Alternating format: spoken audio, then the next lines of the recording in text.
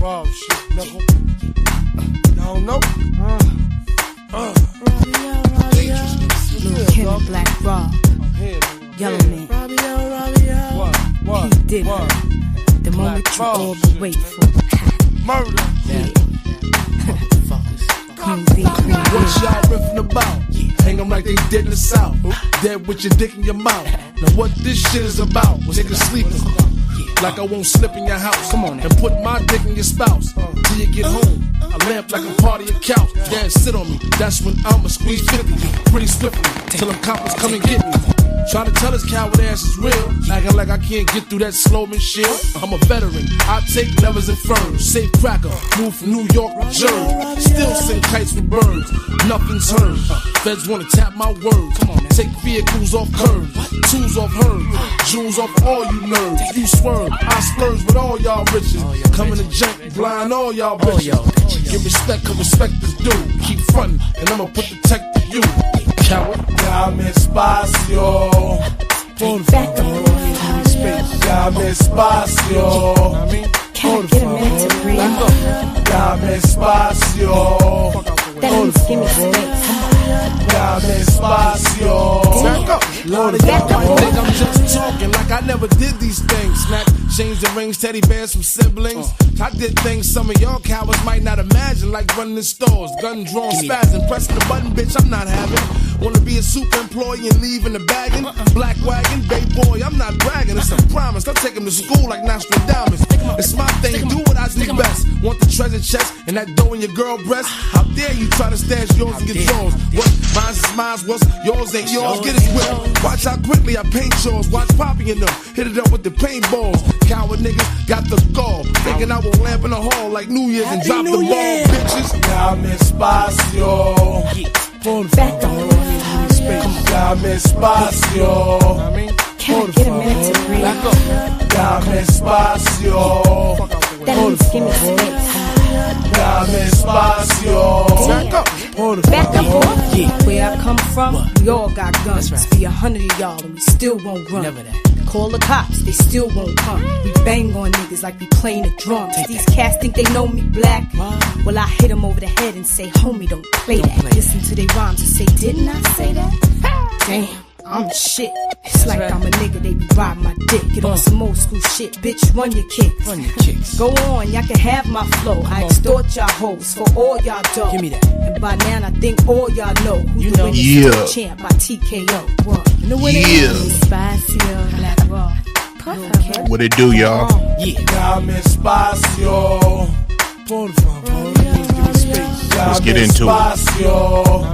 Rest up, Black Rob. Dame espacio. Back up. Shit, y'all. Dame espacio. Back Can I get a minute to breathe? What it do? What it do? Shout out to all of you. Let's see what we got up in here. Still trying to recover. Sorry for coughing in y'all's ear. Shout out to the Bushes. Shout out to the Hood Table. Don't forget, y'all. We're going to be live on my platform Sunday night. You know what I'm saying? And since it's going to be, you know what I'm saying, you know, before the holiday and shit, you know, Hood Table reached out and was like, yeah, let's do something, you know, let's reminisce and talk about some things, you know what I'm saying, during the holidays and how it was, you feel me, and all the good times and shit, you know what I'm saying? I was like, say less. So I hope y'all tune in Sunday. We're going to go ahead and have the Christmas spirit, you feel me? We're going to dive into it, you know what I'm saying? The mornings, waking up and all that type of shit. Them gifts, you know what I'm saying? When we got the ones that we wanted, was hoping and parents came through because Santa Claus, man, that ain't him, you know what I'm saying? Your parents were Santa Claus, y'all. But back to what I was doing. Shout out to Shakim, man. What it do? Shout out to Clem. What it do?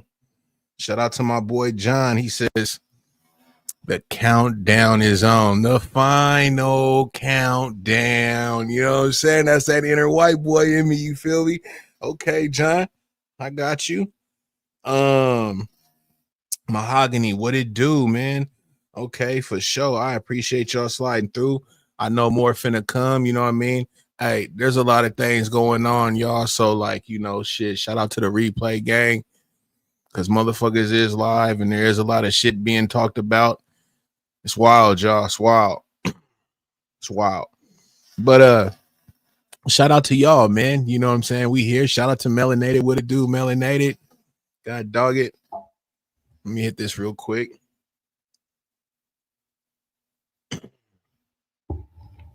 We're gonna speak on two things tonight, man. You know, Sunday night, rotating channels. You know it, Vibrant. We're gonna talk about Kodak, and what I mean is a situation with him and that dude, like a Wiz, the kid, or something like that. There was a situation that happened, you know what I'm saying, a few years back, and it kind of pointed to maybe Kodak having something to do with it. And there was just a lot of things going back and forth, you know what I'm saying? And when this individual, you know what I'm saying, ended up, you know, meeting his demise or whatever, you know, they had hit him somewhere, but then they dumped his body off basically in like his neighborhood, you know, where he's from. What's up with it, NY? Good to see you. And now they're getting more facts that done came in with this situation. Hold on 1 second, y'all.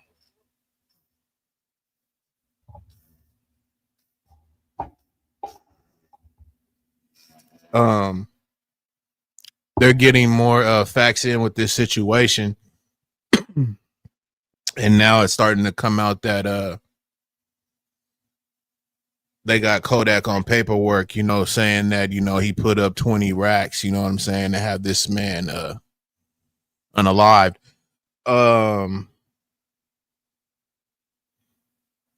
Kodak had signed this guy for about 30K, 30 racks.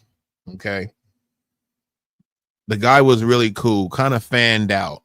You know what I'm saying? Really, really dug this, you know, really dug Kodak, you know.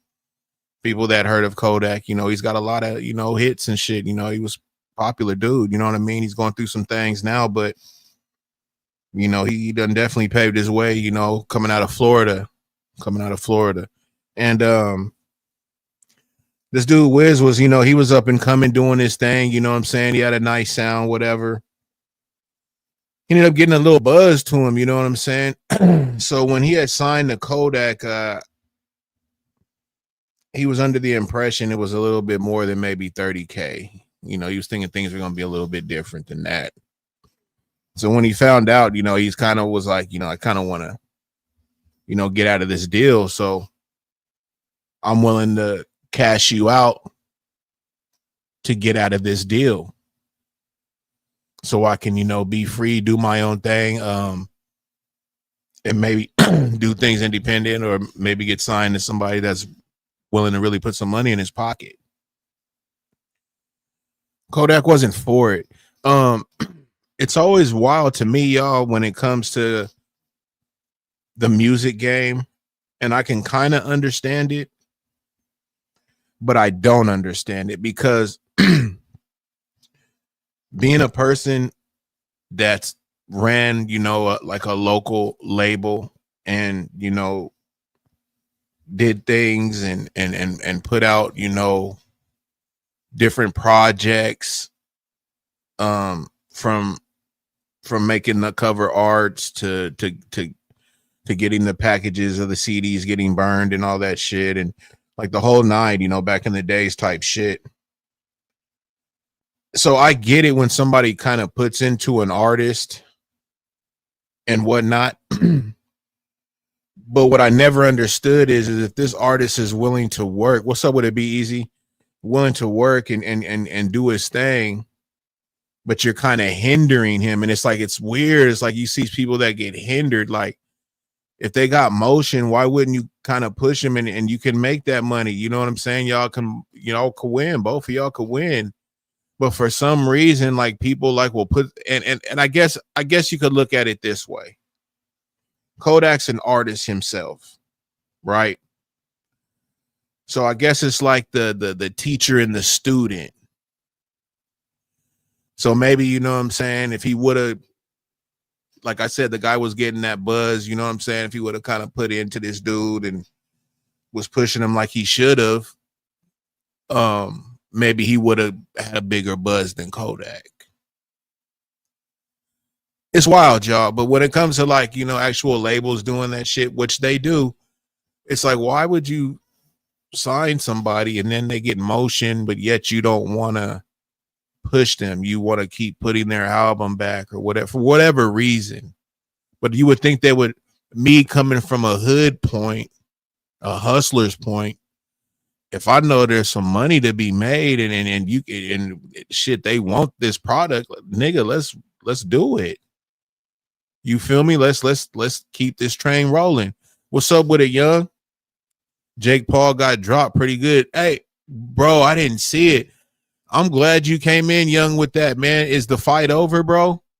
And man, I ain't gonna lie, I've been waiting for that dude to get fucking whooped. You know what I'm saying?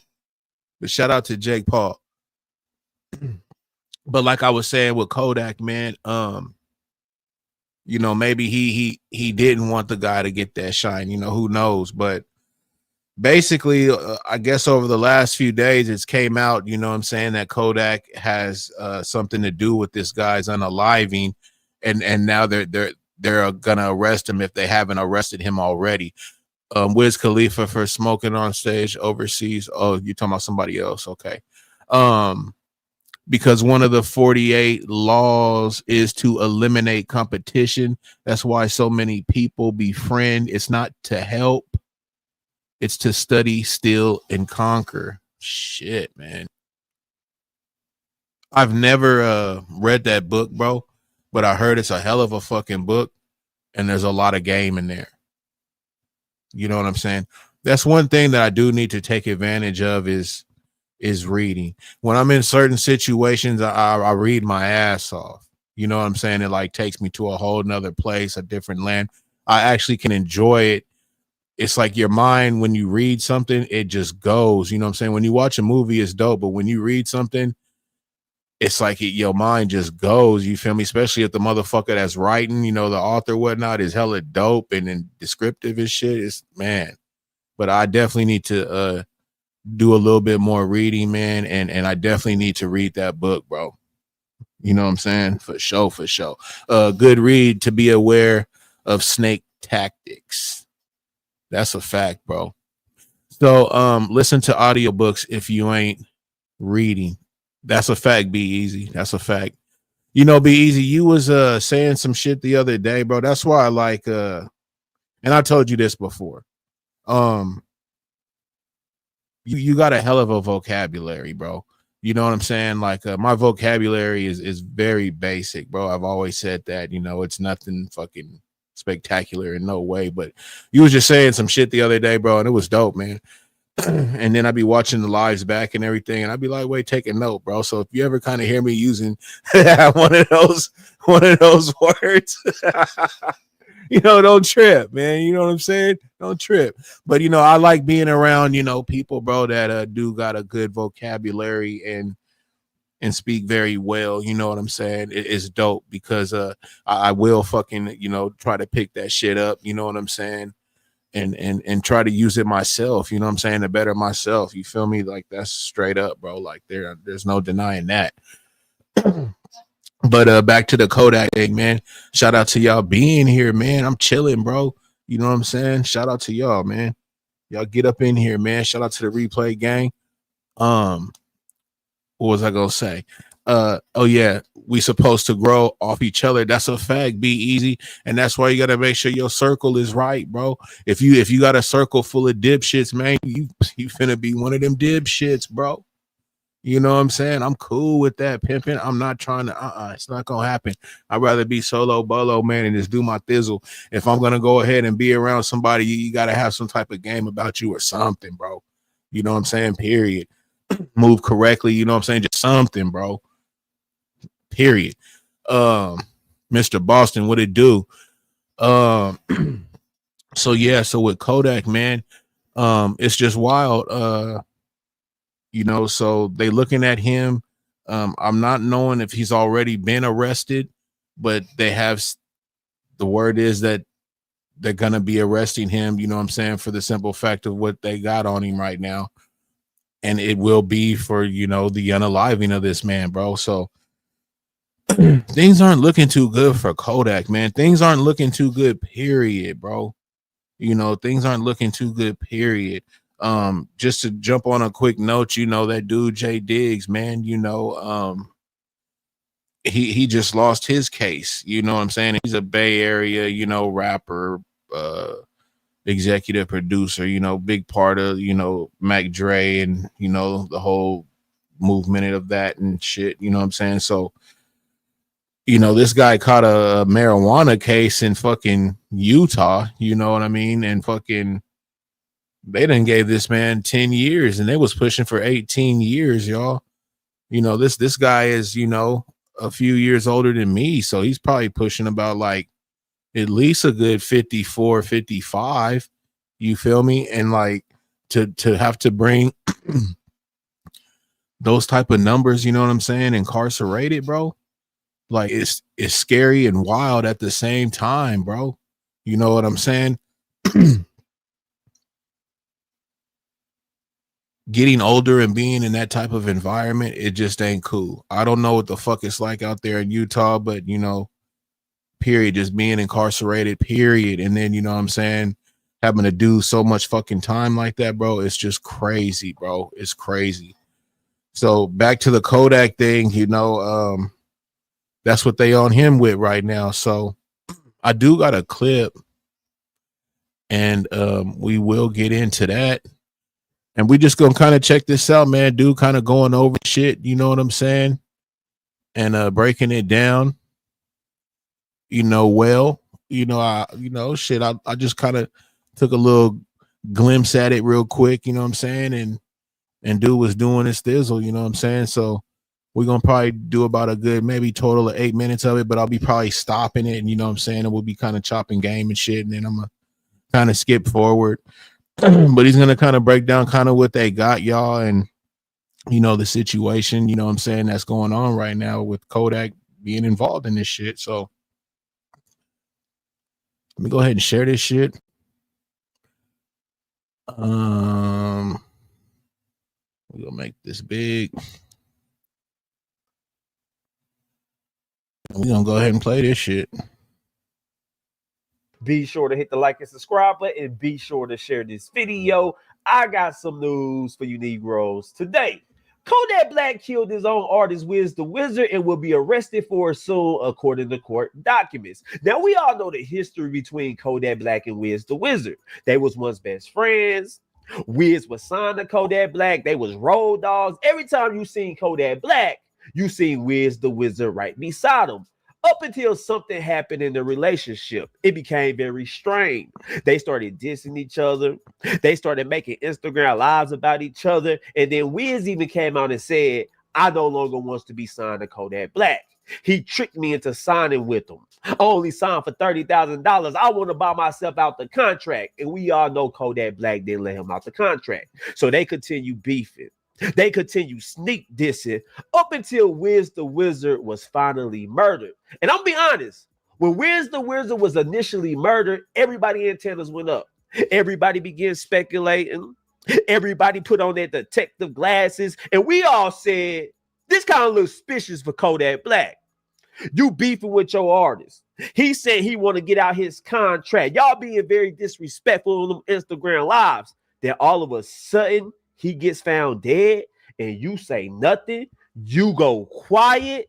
Well, now everything is coming to the light because it's a court document that everybody found that says Kodak Black paid $20,000 to have Wiz the Wizard killed. Don't believe me? Take a look at this. So now he finna show y'all the document of Kodak paying $20K for this man to get hit. Pay attention. Let's go. Boom. That's the paperwork. And I'm going to read it for you guys. And it's real paperwork. Go to browardcounty.com and you will see it.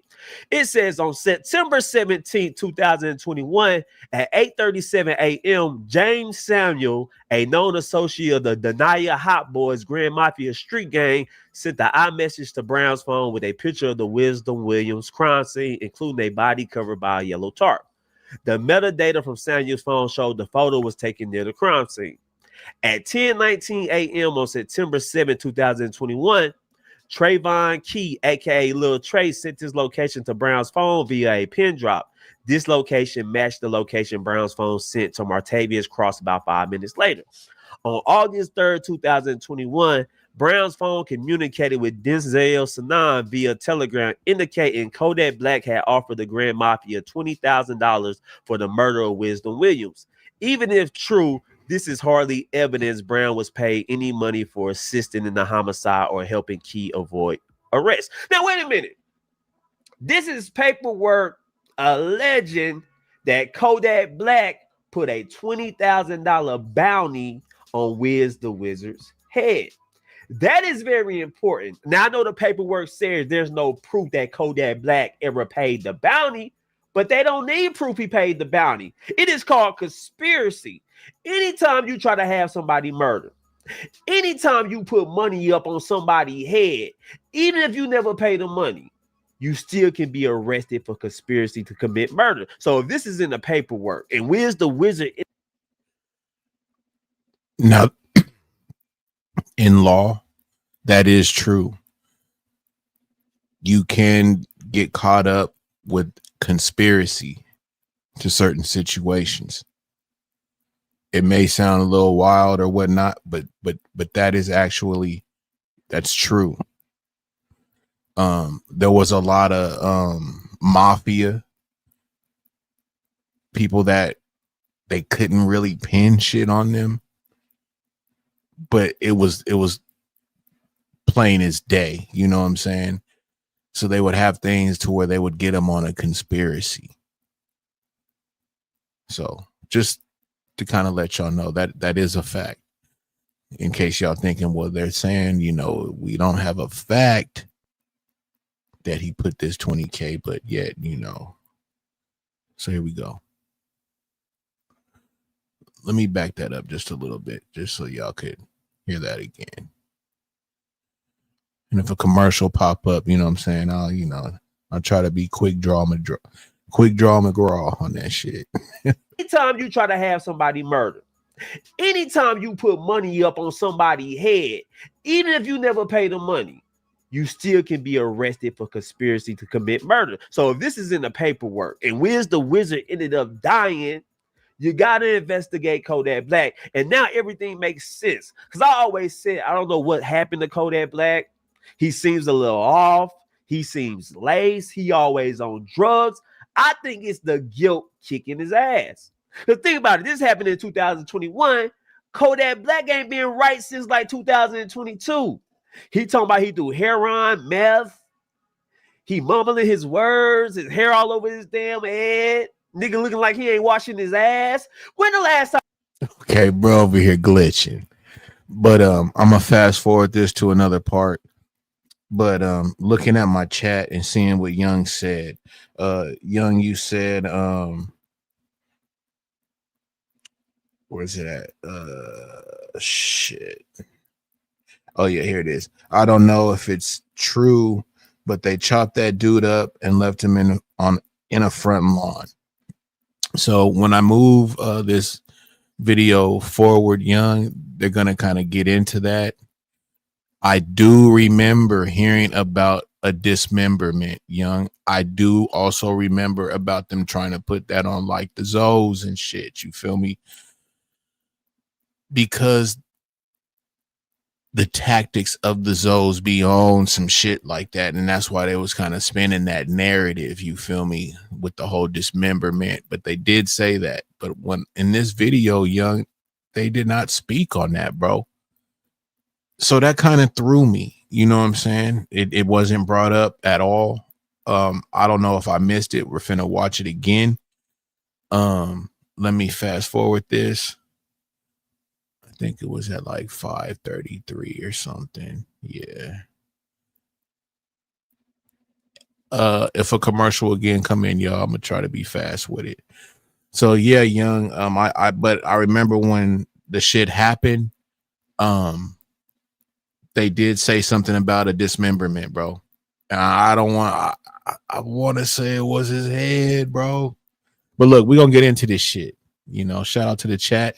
If the chat know anything that about that and hearing that, you know, say something, because I do remember that, young. You ain't lying, bro. Behind this, listen to this. Deadly discovery in Hallandale Beach, where a body was found this morning. Investigators suspect foul play. Local 10's Ian Margle is live with details on this. Ian. Yeah, police cleared this scene about an hour and a half ago at this point. This is the home where that man was found, but there are still a lot of questions left to be answered here. Namely, why did this happen and where was this man killed? Make their way into a crime scene after a man was found dead on a sidewalk Friday. Investigation can. You hear that? Street niggas, are y'all listening? All the people who say they want to be a gangster, I'm riding for gang in them. This how a possibility of how your life can end. You can possibly get killed and get discarded on a sidewalk like trash. That what happened to Wiz the Wizard. He wasn't killed right there. He was killed somewhere else, and they just threw his body out there. Hey, just a thought. Continues. There's going to be detectives reaching out to the family, friends, trying to get some more information. According to Hallandale Beach police, a neighbor found the body around 6 a.m. in front of this home on Northwest 6th Terrace and 9th Court. It's unclear at this point if the man was actually killed there or if his body was dumped, but police say he did grow up in the area. Although law enforcement hasn't confirmed who he is, the victim has been identified on social media as rapper Wiz the Wizard. And as people gathered at the scene, some pushed their way under the crime scene tape. When you suspect that it might be a family member of yours or a loved one, you would want to try to confirm that for yourself. It wasn't anything malicious. Yo, that's cold than a blizzard, bro. Motherfucker end up getting peeled, whatever, you know, left in the front of somebody's lawn. And you got motherfuckers running up over there, opening up the tarp, bro, to see if it's one of their loved ones, bro. Like, that's wild, bro. That's wild, my nigga. Let's get back to this video, bro. Just pay attention, man. Or ill will. It was just trying to get their own confirmation. Now, how many times have we seen that scene? A gangster, he goes out, he gets killed. He's laying on the sidewalk. They put that tarp over his body. Family members roll up. The auntie roll up. The mama roll up. The granny roll up. They can't control themselves. Everybody's crying. It's complete chaos because they don't want to see their loved one laying there like a damn dog. I'm just being honest with you. That hurts. My family had to go through that. And mostly everybody family. We all got a gang member in our family. We all got somebody in our family that ain't quite living right. And they got their life took earlier than expected. And when that happens, complete chaos. Yo. Bro over here popping it though, bro. When I be watching his content, you know, he be saying a lot of real shit. A lot of motherfuckers may think, oh man, you whack, bro. You know what I'm saying? You talking wooty woot, but he's talking from a standpoint, bro, of somebody that's like, bro, like we gotta really cut the bullshit, dog. Like, are we finna be for the betterment, bro? Or are we gonna still be pushing this bullshit? You know what I mean? And he's definitely accountable because you see, he's like, man, I got relatives that done been through this, and that, and whoopty whoop. You know what I'm saying? He said it plenty of times on his fucking videos, man. I got relatives I don't fuck with, you know what I'm saying? Period. And won't fuck with. And I'm not mad at him for that. A lot of people be like, oh, that's family, bro. What you mean? You know what I'm saying? It's family. Fuck that. And I stand on that, bro. You know what I'm saying? But let's get back to this. I think we only got a little bit more of this, and I'm going to go ahead and shut this down on this Kodak thing. That's all I'm saying. So you don't want that scene, man. Look at all these people crying. Look at your auntie. Look at your mama. Look at your granny. It ain't never too late to change your life around, man, because you don't want to go out like this. Half of you niggas can't even get a tombstone. Half of you niggas gonna be buried in unmarked graves. When it's time to visit you, we gonna have to search for you. I mean, looking in the grass, man, I think he was buried right here. We don't even know for sure. Because you ain't got no tombstone. That's all I'm saying. But let's continue. Investigators are working to figure out who did this and why. We're making a plea to the public at this time that if anyone has any information that could help us assist with a suspect, then that would be greatly appreciated. So this is still very early stages of this investigation. Wiz the Wizard, his real name, Wisdom Williams, and the police did tell us that the victim grew up in this neighborhood. He hasn't lived here in a bit, but did grow up here when he was younger. As soon as we get any updates on this case, of course, we will let you know. For now, we are live in Hallandale Beach. I'm Ian Margol, Local 10 News. Now, I know a lot of you guys are shocked. A lot of you guys are flabbergasted. And a lot of you guys are thinking to yourselves, why would Kodak Black put $20,000 on his own artist? Why would he want Wiz the Wizard killed? It is very quite simple. So pay attention, y'all, because he gonna break this shit down and actually show some of these back and forths, man. That's kind of wild, bro. Like, looking at it from Wiz's point, you know, he didn't want no type of negative energy. You know what I'm saying? Like I said, he was kind of fanned out with Kodak. He always had and wanted a good relationship with him. He just, you know, wanted to prosper. And the deal that he signed with him, you know, was really, really not letting him, you know, really just fucking take off and fly like he should, bro. And he was willing to pay him, you know, monies to get out of that contract.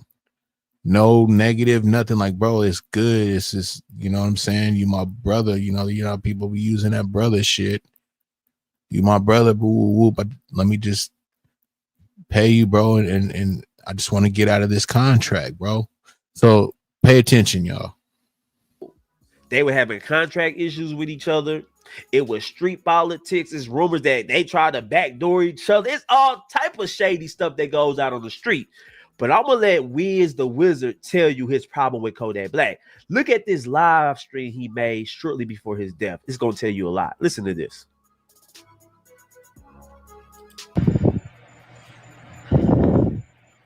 I can't sign to the label because somebody blocking me.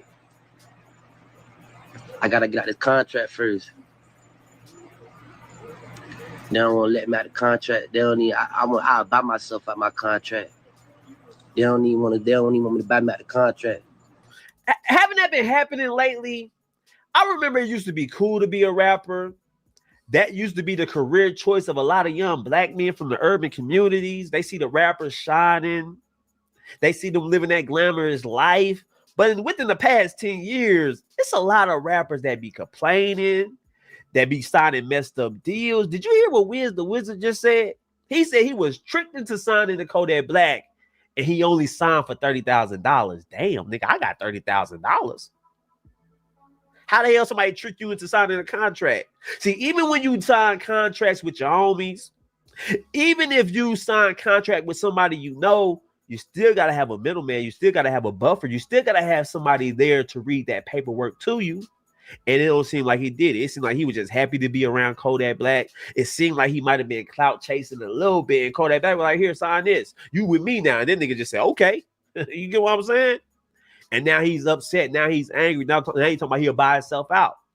We've seen this time and time again with these rappers. But let's continue. I ain't even know I signed for 30,000. Whole time I signed for $30,000. I ain't even know it.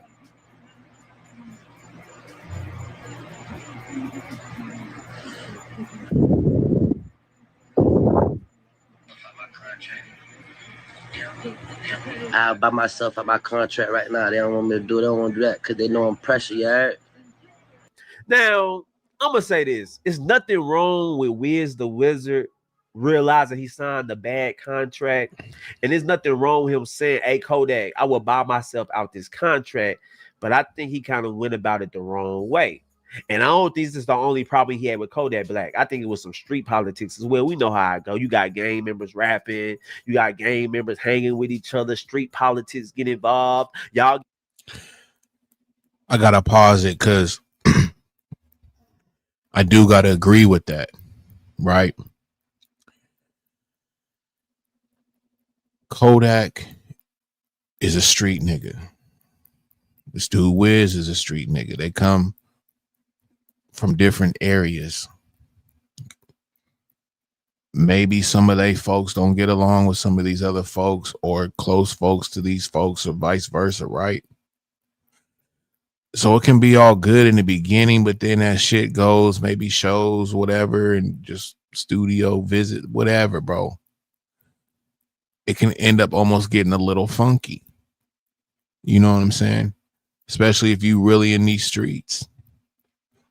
So I gotta agree with him when he say that. I think it could also been something else, you know, behind that. And that's just kind of something to think about. Let's get back into it. Get mad at each other. Now the nigga want us out his contract. We seen it time and time again.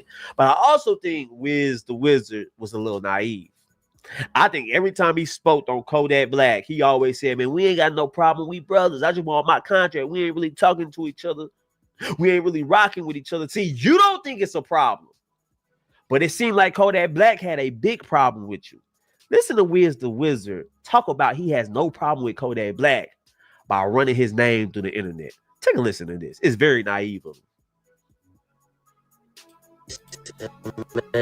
Man, you know I don't give a fuck about this internet shit, all this clout shit. I don't care for that. You feel what I'm saying? I ain't even say nothing crazy to you, bro. Shit, bitch. I ain't saying you green. I ain't saying you pussy. I ain't none of that, bitch. You my dog. I love you, bitch. I just want to buy the contract, bitch. You avoiding everything else but that contract. You talking about everything but that contract, bro. We not beefing, brother. Well, I know that, bro. You my brother, bro. It ain't that deep. How many times have we seen this in the hood? Two people allegedly have a problem with each other. One person is saying, nah, he my brother. We just got a small issue. It ain't that serious. We just got to get some shit straight. And I gotta pause it real quick because that's a fact, man. Like this dude, like he running it, you know, like this love is there, bro. There ain't no love, bro. Like you ain't getting the picture. You know what I'm saying? You're not getting the picture. And then for you to get on here and get on these lives and all this type of shit, and it looks really, really funny, bro. You know what I'm saying? Almost like you bowing down and all this. The nigga gonna really just play you, bro. Like you. Let's get back into it though, because you know he ain't here no more, man. Shout out to him, bro. You know, rest up, bro. Other niggas saying F that nigga. I'm gonna blow his head off when I see him. We see it happen all the time. One person underestimate the other.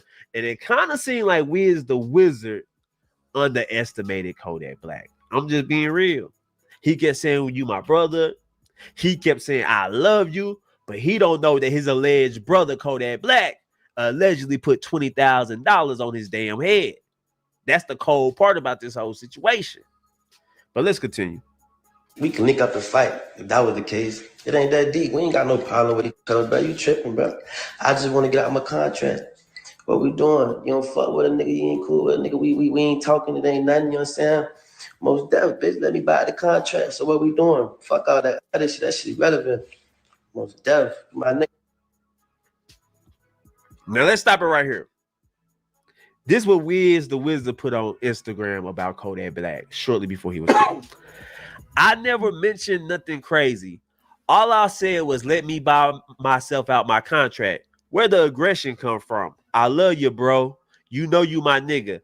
I just want to buy out my contract, nothing more, nothing less. Everything else is irrelevant. So it seemed like Kodak Black maybe hit him up, was talking tough, was talking real aggressive, and Wiz is still trying to convince Kodak Black, you my brother, I love you. I just want to buy myself out my contract. He's basically begging to get out the contract at this point. But let's see what else he said, because he sent another message on IG as well. Then he said this. I don't want no problems with nobody. I'm not on that gangster stuff. I'm done with that internet stuff. Y'all can have it. I got this $100,000 to buy out my contract though. Ready when the label ready. So he said, "Hey man, I gotta." So I gotta pause it real quick. So like I said, so you know when he signed with Kodak, you know he ended up getting some motion, you know, building up a fan base and all that. So he started accumulating some bread. So when he had signed with Kodak, he had signed for the 30,000, which he says he didn't know it was only 30,000, which lets me to believe that, you know, he was fanned out, you know what I'm saying, and just was kind of wanting to ride with and rock with Kodak. Nothing wrong with that. You know what I'm saying? Some people like that puff shit, you know, they sign for the fame and not the fortune. You know what I'm saying? But anyways, he ended up accumulating, you know what I'm saying, 100 racks, bro, and was willing to give Kodak 100 racks. He was signed for 30. It sounded like he's saying, I'm willing to give you this 100 racks, bro. I just want out this contract. Kodak was still no go. $100,000 to give to you, Kodak, just to get myself out this contract. Now, if I'm Kodak Black at that point, I probably would just let him go. Wiz the Wizard wasn't really getting that many views. He wasn't really bringing in that much money. $100,000 to let you go. Okay, good luck. Send him on his way. That's what Kodak Black should have did. But now it's too late because Wiz the Wizard was killed, and Kodak Black mocked him and was saying all type of slick stuff about him the moment he died. Take a listen to this live stream Kodak Black made. Every nigga out your clique dead, nigga. Fuck, boy. I ain't got no homeboys who dead, nigga. I don't never say long live or rest in peace, nothing. None of my homeboys ain't dead. The whole shit dead, boy. All niggas. You see that? Now he's dissing Wham Spin the Bin, who is Wiz the Wizard homie. He say, your whole clique dead. R.I.P. And then he. So that's wild, y'all. Y'all just seen that. So this is after, you know what I'm saying, whatever, you know, or maybe just right before, whatever. But that's Wiz to the right and his boy, and they both gone. You know what I'm saying? And basically this nigga Kodak, man, like, hey, bro, you all y'all do is take L's over there. He says, I ain't took none. And this is somebody that was signed to him. This is the same person that was like, bro, I'll give you the 100K. You my brother, bro. It's love, bro. This is how he's getting at him. So imagine the kind of energy and calls he was getting back from Kodak, bro. If we see him acting like this right here, imagine the kind of responses he was giving old boy. You feel me? It was just bad. Now, you know, just from watching that like that, bro, you should have just knew it was all the way up. You know what I'm saying? Just period. But back to the video. He uploads a pic of Wiz the Wizard and somebody else. He say back to back. That's crazy. So he's basically mocking Wiz the Wizard's death. And looking back on hindsight, now it all makes sense. Now it all makes sense why Kodak Black was moving kind of funny. Because even when he tried to speak good about Wiz after his death, it don't really seem genuine. Take a look at this clip of Kodak Black trying to speak good about Wiz the Wizard after his death, but you can pay attention to his eyes, you can pay attention to his body language. He was very uncomfortable speaking about Wiz the Wizard. Take a listen to this. Wiz was a great fucking rapper. I hate that shit happened to him like that. Wiz still out here. Wiz, Wham, Sight, everybody done saying shit like who they is and how they good they was. They would have opened the lanes for everybody. For niggas like the CJ, Loshimi, shit like I'm saying, like 26 CJ, Loshimi, all that was finna come under them boys and the Double M and all that shit, and you know the SG and all that shit. All that shit just gonna keep expanding. Wiz that passing away like that, kind of like, you know, it fucked up a lot of you know, a lot of shit. Dude was emotional. He was like, man, that shit fucked up. He can't make eye contact with the camera. He's looking away. He's looking down. He's fidgety. It looks like a nigga that's guilty. We're gonna go ahead and end that. But I agree, y'all. Like, you know, he wasn't really making too much eye contact, you know, as he was speaking about him. He did seem a little bit uncomfortable, you know what I'm saying? I'm not trying to put nothing on, bro, or like that, but so I take it the first video we saw, you know, was before he had his passing and all that energy, you know, that he had, talking about how, you know, his crew taking L's and shit. And then basically after, you know, dude come up, you know, how he came up, you know, that's his, you know, response afterwards. But, you know, like dude said, it just didn't seem genuine. So I don't know how this is gonna go for Kodak, man. But what I do know is now ain't the time to be catching no type of cases. It just ain't, y'all. It ain't. And it's not a good look. You know what I'm saying? People put shit on the internet. Once it's on the internet, it's on there, bro. And it'll come back and bite you in the motherfucking ass, man. So we're gonna see how this shit, you know, turn out. So now we can go ahead and get into this Rob Reiner thing. The reason why I started fucking with this Rob Reiner thing, and this was just really quick, bro, is because when they said All in the Family, I was like, is that one with Archie Bunker in there or something? So I was kind of trying to think, like, who the fuck? And so when I watched like a clip and I seen him, I was like, oh, the son. And then I found out, and like I said, Jaws, I'm trying to be a mummy to shit, bro. But the guy fucking was a director. I didn't know that. You know what I'm saying? And actually the movies under his belt are movies that I really enjoyed. You know what I'm saying? So it made me just be like, oh shit, man, let me see what's going on with bruh.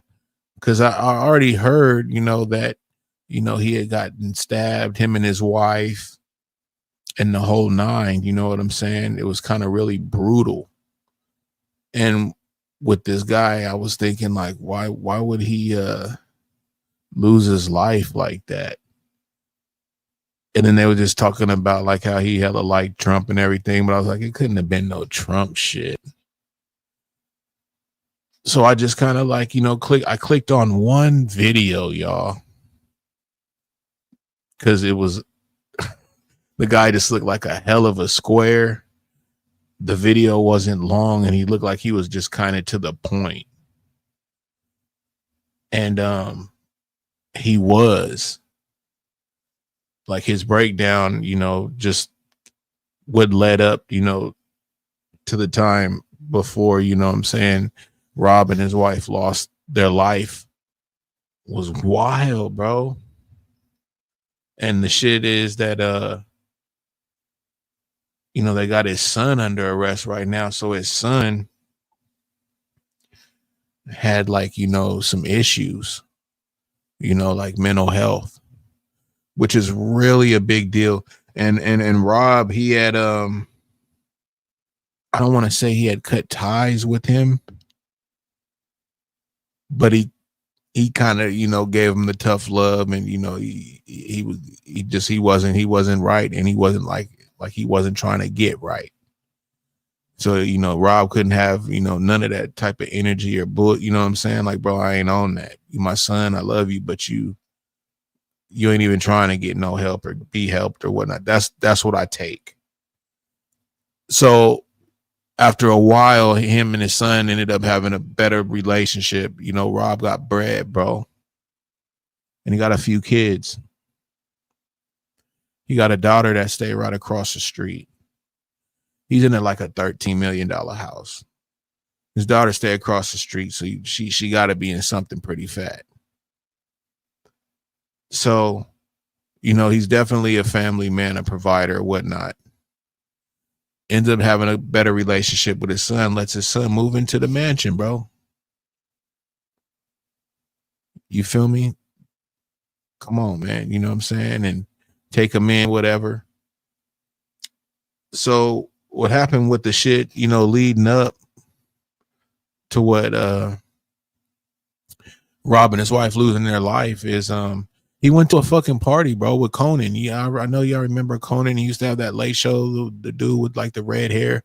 I used to watch his shit. He was a funny dude. Conan was there. A couple other people were there. Like the one dude, I think he was in Half Baked. Like a couple of people were there, man. And it was like a holiday type thing or something party. And everybody was having a good time, and he was invited. Him and his wife, Rob and his wife, were invited to the party. His son wasn't invited, but he asked if his son can come because, again, they had, worked on their relationship. He was staying at the house. He's like, fuck it, man. You know what I'm saying? I'd like for my son to come if he can come, and enjoy the night with us, right? Conan didn't have an issue. Dude started weirding out, you know what I'm saying, when they got up over there, looking at people crazy, asking them if they, stars and all kind of shit, just doing a lot of weird shit, to the point to where Rob, kind of had to check shit, you know what I'm saying? It got to the point, I'm just making this shit real brief, like, dude, gonna break this shit down. I'm just making it real brief. And Rob kind of had to check shit, you know what I'm saying, at the party, bro, because it was just out of hand. He was making people feel uncomfortable. You know what I'm saying? He was just like, hey, man, like, this ain't him. You know what I mean? Basically. So Rob and his girl, they cut the shit short. You know what I'm saying? It's like, we up out of here.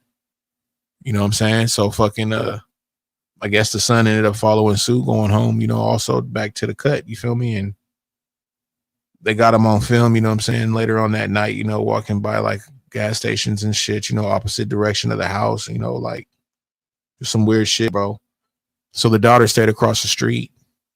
She went ahead and walked over to the house, you know what I'm saying, and, check up on her parents, man. So when she goes up over there, she goes into the master suite. She sees them all marked out and shit, you know what I'm saying, on the bed. So it just went up from there, you know what I'm saying? So they got the son, you know what I'm saying, as a suspect and all type of shit, shit kind of like is really bad. So dude just really just kind of just he lost it, you know what I'm saying? He did have issues, they say that. Took out both of his parents. You know what I'm saying? And it's sad, man. And like how this is probably gonna sound horrible. But again, y'all, like this guy lost his life and his wife lost her life. He had left his son alone for a while, from what they say, and then ended up letting him back into his life and shit.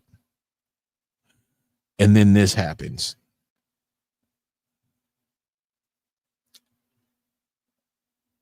And I think people fall into that thing, it's families, and I get it, y'all. I have a heart, fuck, man. But at the same time, if you feel a certain way, there's a reason for that feeling.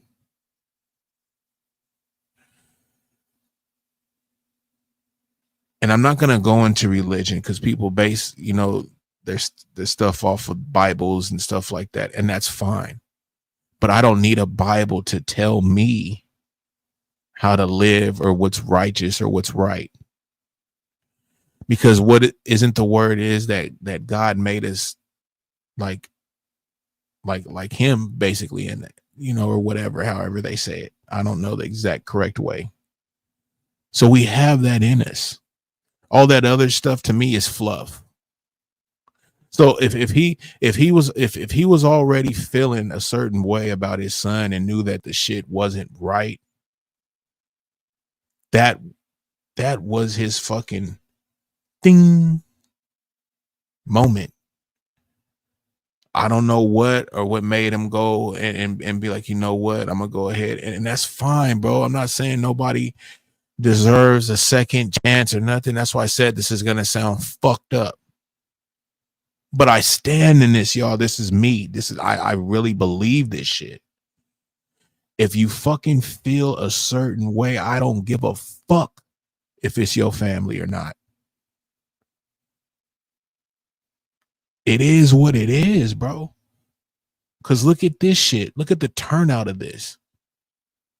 The way this man lost his life, y'all, was as if there was anger in this. Almost as if this guy, and I hate to put it on him like this because we don't know, but we fucking know. He was the only motherfucker over there. Showed his ass at the party and shit. But it's almost like this guy had anger that was dormant, if I'm using that right, and was just kind of waiting for the time to let out that anger that he must have had against his father and obviously his mother too. Multi-million-dollar house, beautiful. Not a care in the world. Probably can take the Bentley whenever you want to the Starbucks and get you some coffee, you son of a bitch. And this is the type of shit you do. So it was just wild, man. And I was glad that I checked it out because I would have never did it, y'all. Like I just for some reason I was like, fuck, Nick was on some shenanigans. That's his name, young. I just said, fuck it, bro. And I hit this fucking video and the dude broke the shit down. And I was like, wow, that's how the dude fucking, and just how everything was just, I was just like, ain't that a bitch? So we're going to go ahead, y'all. We about to hit an hour in. You know what I'm saying? I do got an open panel if anybody want to come up and fuck with me. You know what I'm saying? It is Fuck It Up Fridays. You know what I'm saying? And it's good. I appreciate y'all being here. Let me see what we got on the likes. Damn, okay. I ain't mad at that. We got 23 likes. Can we get to 25? Appreciate y'all. So I'm gonna go ahead and play this video that kind of break down kind of what I just told y'all, but dude gonna break it down better, because he kind of take his time with it and he got the information, really on with it. You know what I'm saying? I just kind of gave y'all kind of a quick, brief summary of it. But we're going to check it out, man. So let me go ahead and bring up this screen share. You feel me? We're going to go to it and share it. And there you go. Damn. Reiner. I will start with a brief background of this case, move to an updated timeline of the crime, then offer my analysis. Rob Reiner was a famous actor and director. He first became popular playing the character Michael Stivic on the 1970s sitcom On the Family. He then went on to direct several successful movies in the 1980s and 90s. For example, this is Spinal Tap, Stand By Me, The Princess Bride, When Harry Met Sally, Misery, A Few Good Men, The American President, and Ghosts of Mississippi. Okay, I just had to pause it real quick, y'all, because Stand By Me is fucking classic, but The Princess Bride, y'all, look, if y'all have never seen The Princess Bride, if I'm not mistaken, Andre the Giant was also in there. That fucking movie was fucking great, bro. So when I seen that, I was like, what? That nigga's behind that shit? I was like, shout out to Rob, bro. Okay. Rob was married to a photographer named Michelle. They had 3 children, Jake, Nick. Oh, okay. Hold on. So this is his later wife. Okay. Back in the days, if y'all remember the show Laverne and Shirley, he was with Laverne. They was with each other for a long time. You can actually Google and see pictures of them together. You know what I'm saying? I was like, oh shit, I remember Laverne and Shirley, man. Never knew that. But yeah, you know what I'm saying? Rob was doing his thizzle, man. And Romy. Their son, Nick, who was born in 1993, had mental health and substance use difficulties. He had periods of homelessness and was estranged from Rob and Michelle, but eventually reconciled with them. By 2025, Rob, Michelle, and Nick lived together in a $13.5 million mansion located at 255 South Chadbourne Avenue in the Brentwood neighborhood of Los Angeles, California. Rob's daughter, Romy, lived in a house across the street. Now moving to the timeline of the crime. On Saturday, December 13, 2025, 78-year-old Rob Reiner, his 70-year-old wife Michelle, and his 32-year-old son Nick attended a Christmas party hosted by the well-known talk show host and comedian Conan O'Brien. Nick was not actually invited to the Christmas party, but Rob and Michelle asked if they could bring him. They were concerned about his recent behavior and did not want to leave him home unsupervised. The behavior in question was described as extreme and stressful. According to witnesses at the party, here's what happened next. Nick was acting in a bizarre fashion and making people uncomfortable. He was staring at people, freaking everyone out, and acting crazy. He appeared to be uncomfortable and anxious in a way that was deeply unsettling. Nick walked up to various people and asked them if they were famous. At one point, look at them pupils, y'all. If y'all know about motherfuckers being owned, that motherfucker's owned, bro. I didn't see motherfuckers that was so on that black part was damn near the whole eye, like that part that's green or whatever. The whole part was fucking just dilated, bro. But that motherfucker is on like Donkey Kong, bro. He approached the comedian Bill Hader and interrupted a conversation Bill was having with someone else. Nick said things like, "What's your name? What's your last name? Are you famous?" Bill told Nick that the conversation was private. Nick stood there glaring at Bill for a long time before storming off. Rob Reiner was embarrassed by Nick's behavior and confronted him. He admonished his son, saying his behavior was inappropriate for a guest in someone else's house. The argument between them was very loud, and shouting was involved. Rob and Michelle apologized to Conan O'Brien and left the party. It is not clear when Nick left, but it appears as though he made his way back to the family mansion not long after this. At 11:16 p.m., Nick was captured on video walking past a gas station a half mile from his parents' home. He was wearing a baseball cap and carrying a backpack. His direction of travel was taking him away from the Reiner family house. At around 4:15 a.m., now on Sunday, December 14, 2025, Nick checked into room 207 at the Pierside Santa Monica Hotel. This is 3 miles south of his parents' house. Hotel staff described him as looking tweaked out, but didn't really see anything else about him that was alarming. That same, like I said, he was on. The clerk, cashier, whatever the fuck, front desk, they said, bro, looked like he was tweaked the fuck out the game, bro. And he did, but they ain't tripping. Nigga, they rooms is probably dumbass loot. He got the money to pay for it. Ain't no fucking questions, bro. Fuck it, he on, but he one of them rich motherfuckers. Go ahead, man. Take his money, you know what I'm saying? Nigga came through with a backpack, bro. You checking into a spot with a motherfucking backpack, bro. I'm done speaking, bro. day, Sunday, Nick's father, Rob Reiner, had a massage appointment scheduled at his house. The massage therapist arrived at 2 p.m., rang the doorbell and knocked several times, then left after no one answered. Rob's 27-year-old daughter, Romy, walked over to Rob's mansion. Again, she lived right across the street.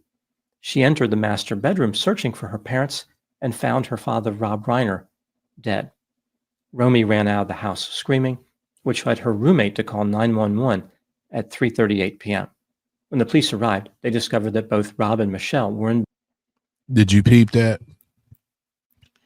Her roommate, nigga. Hey, these hey, they living life, bro, but acting like, you feel me? Look, you see dude's crib, right? Dummy. Daughter live across the street with a roommate. But if you live across the street from that type of shit, you know the house is still nice and fat, bro. What you mean, no roommate, nigga? You hey, but that's how you do it, man. You get your pockets right, man. You have your kids right, man. They do what they want to do. Act like, you know what I'm saying? like life may be almost like a struggle or so, the roommate, nigga. You don't need no roommate, nigga. Y'all over there fucking having a blast, bro. But hell yeah, let's get back to it. Bed in the master bedroom. They had been stabbed multiple times and their throats had been cut. There was no forced entry into their home. The obvious suspect in this case was Nick Reiner, probably because he had a history of disruptive behavior and had argued with his father the night before at Conan O'Brien's Christmas party. The police tracked Nick to the Pierside Santa Monica Hotel, but he was already gone. The shower in the hotel room he had used was full of blood, and there was blood on the bed. At 8:20 p.m., Nick was captured on video entering an Arco gas station near Exposition Park in South Los Angeles. This is 15 miles east of the Pierside Santa Monica Hotel. He was carrying a red backpack over his shoulder and could be seen buying a sports drink. After leaving the store, he looked around, then re-entered. At 9:50 p.m., Nick was arrested in Exposition Park. At 5:04 a.m., now on Monday, December 15, he was booked on suspicion of murder. On December 16, 2025, Nick Reiner was charged with 2 counts of first-degree murder with a special circumstance of multiple murders and a special allegation that he personally used a dangerous and deadly weapon, specifically a knife. He could face life in prison without the possibility of parole or the death penalty. There is currently a moratorium on the death penalty in California. This has been in place since 2019. The death penalty has not been repealed, however. If Nick was sentenced to death, the sentence would stand as legally correct, but he would not be executed. He made a brief appearance in court on December 17, 2025, but no plea was entered. His next scheduled hearing, which will be his arraignment, is set for January 7, 2026. Now moving to my analysis. Here are my thoughts on a few areas that stood out to me. Okay, we ain't tripping on that, bro. But what was crazy is, these cameras be everywhere, y'all. And just to look at how dude, like they say, he bought a sport drink and shit, just his little backpack and all that bullshit, bro. This is a fucking multi-million-dollar fucking kid. And not even a kid, a young man. What was he, like 32, they said? You know what I'm saying? Like, that's crazy, bro. And you running around here just all the way fucking, I get it, you got mental health issues or whatnot, but it's just wild, man. Wild, bro. Like, say we just pulled up to the gas station, to the liquor store, whatever where dude was at, we would have just been like, look at this motherfucker, square ass motherfucker. But this motherfucker is $1 million out, bro. Crazy, bro. Crazy. But yeah, man, so I think dude did a good job breaking down that shit with Rob's final moments, you know what I'm saying, before that shit happened. It sucks that he took his son to the party, man. His son acted a donkey, really showed out. And then to go home and just to think of the people that were at that party, bro, and had their last moments with Rob and seen him having to check his son, and then to find out that this shit happened, bro. Probably so disgusted. Hella disgusted. You know what I'm saying? And just, dude, he was, like I said, he was just out of line, bro. He was out of line. He definitely had a problem with his parents. You know what I'm saying? To do something like that. When you do crimes like that, and they're brutal like that, it's like there's more behind it than just trying to take somebody's life. Like those passion crimes and shit like that. Like, say somebody, take somebody out with a headshot, but yet they first shot was probably the headshot. It's over and done with. You did what you had to do. But now you done unloaded the clip all in the body, bro. And you might even put another clip in there, depending. You know what I'm saying? There's a lot of anger and shit, bro. And just what he put, Rob and his wife through, bro, was fucking way out of line. And he deserves whatever he got coming to him. So yeah, yo, that's what I got for tonight. I'm gonna go ahead and drop this link. I'm gonna take me a dab. So I'm gonna just play something real quick. We probably won't even get through the whole song or nothing, man. I just want to get a dab in, drop this link. Somebody want to pull up, cool. If not, that's cool too, man. I just wanted to dress y'all, see what's going on with y'all. You know what I'm saying? But I'll be right back. I got to watch my back because these motherfuckers. I race about the house, it's 8 o'clock. I whistle down the street to my niggas on the block. But before I strike, I have to go inside my trunk and put away the thing in case I got some funk. I mash up to the west side just to get some doja. A little spot called West Night, deep in Santa Rosa. I pull into the Cracker Jacks and let my system thump.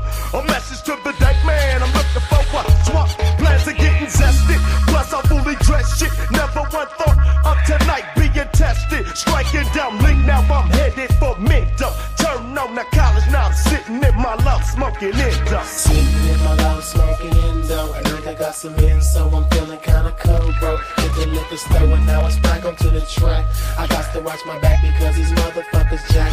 I'm purging up every inch but player, I ain't tripping. A nigga with a 30-round clip thought I was slipping. I left the 40 go, shot his ass through the dirt. Now I'm launching like a pimp in the cut. Still smoking Indo. Sitting in my low, smoking Indo. At a stoplight when some fool stuck a 9 in the window. Reached under the seat for my pistol. My hand was on the Glock, it was cocked, but I couldn't find my clip, bro. I looked around and seen someone else, a young ass nigga with a go-to. They yelled out, break yourself. So much for a black man to do. Either smoke this motherfucker quick or else I'm through. But I ain't tripping, he can't get away scot-free. Because I found a clip to my shit out from under the seat. He said, I got a gun and you got a gun. Pointed it at each other.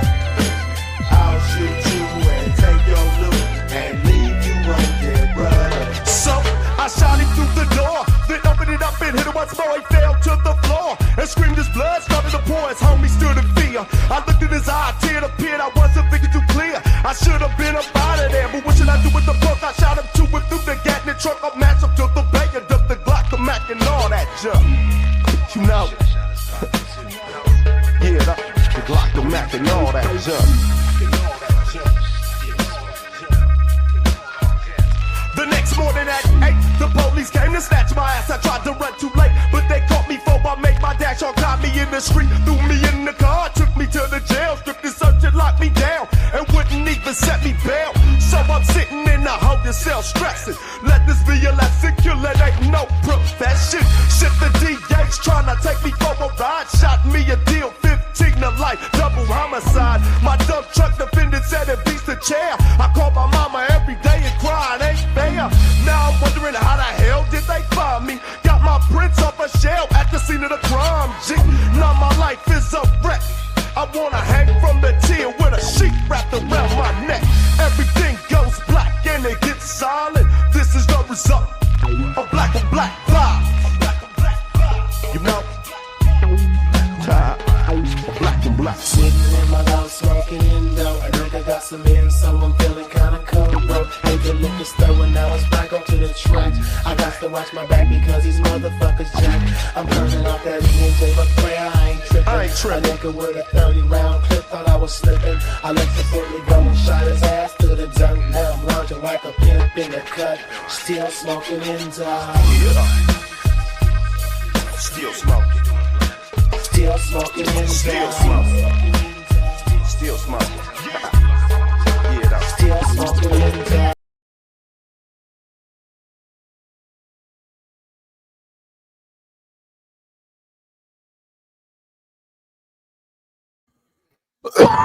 What it do? Shout out to Blended Healing. I appreciate you.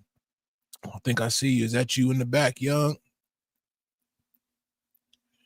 Is that you in the back, Young, man? Let me see what we got going on over here, man. What up, Riggs? What it do, Young? Ooh, yeah, I hear you. Oh, what up? What it do? What it do, Riggs? Oh, finally joined your panel. I appreciate you, man.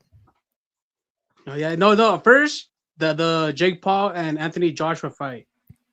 First round, Jake Paul was running around too much. Second round, he was doing the same. Third round, you could totally tell that, like Anthony Joshua's punches were actually taking effect on Jake Paul. He gassed out pretty quick. He gassed out real quick on the third round. You could totally see it. He started like tripping, holding on to the ropes too much. Fourth round was probably gonna be used as the highlight because that's where like a lot of fucking of Jake Paul like fumbling and like tripping, falling was happening. He landed 3 shots. I'm not gonna lie, he landed some real good shots on Anthony Joshua, but Joshua like winning every single round. Young, are you moving around right now? Fifth round. Young. Huh? Are you moving around right now? Your mic is kind of going in and out. Okay, can you hear me now? Yeah, I hear you, but that's why I was asking if you was moving or something. Oh, all right. No, I'm sitting down right now. No, yeah, you so good. fifth round was the same. Jake Paul got dropped like 3 times. He got dropped 3 times and made it to like for the bell. And they took away some points because the people were getting pissed because he was like, he was already gassed out. Sixth round, that's where Anthony Joshua like dropped him like in the last 2 minutes. So it was a pretty decent fight. Pretty decent fight. It was on Netflix too. So did he lose from basically points and shit? He lost by knockout. Oh shit. Yeah. Oh, dude. Jordan with a nice one, like dropping real good, and like, but I was like kind of screaming at the TV. I was like, you know what, just drop him. He's gassed out. I don't think you should be toying with him. Like, just knock him out or like drop him. Like, give him a good one to drop him. And hell yeah, hold on 1 second, young. Answered.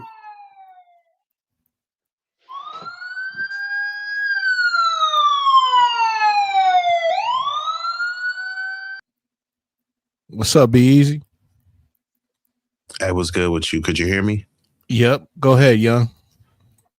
Oh yeah. So 6th round, Joshua won. Pretty good entertaining fight. Really good entertaining fight. I'm gonna check it out, bro. I'm gonna watch it, you know what I'm saying, after my stream on Netflix, bro. Tomorrow, Andrew Tate.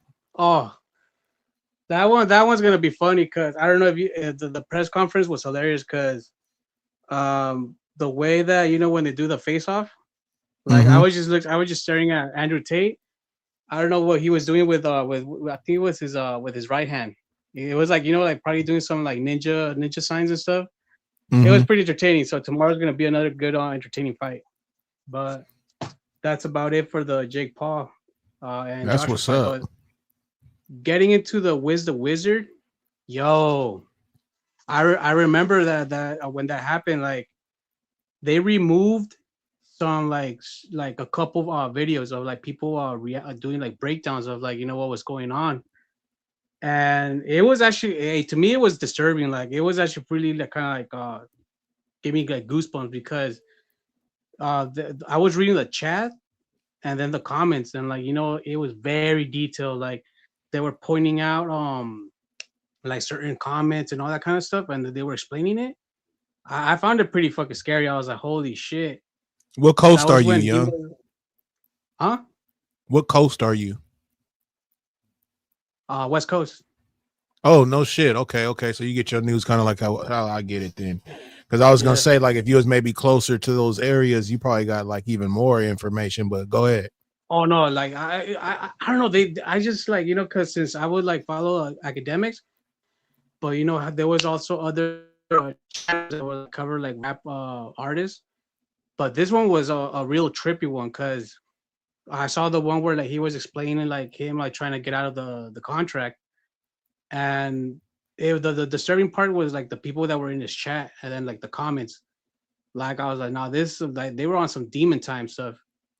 And then the alleged last live stream where he was like in his car, yo, that one really creeped me out. Like it was so like disturbing that like people pay attention to the video so good that I don't know if it's true, but some of them actually said that like you can hear like a gun clock, when like they clock the gun like you know. And then you see the Right. dude's face, like, yo, that shit was like so fucking creepy, dude. Like, and they removed that video because they you know, like time passes by, people bring it up again, you know, like a little updates on like the murder, and I'm like, damn. So then I try to go back to look for those videos, and it's really hard to find them. Sometimes you can't even find them because it's so disturbing that YouTube has to remove them. And then I see Kodak Black, you know, doing those videos where like he's kind of trying to show like, oh, you know, rest in peace and everything. Nah, Yeah. that dude, I don't know, dude. But the one that really got me was when they said that they found that they dismembered him, like they dismembered I him. do remember Like hearing that, bro. Dude, that shit is wild, dude. Like, And when it in first front of happened, someone's, I used to follow it. I used to follow it, bro. Like I was really Uh-huh. like kind of into it. Go ahead.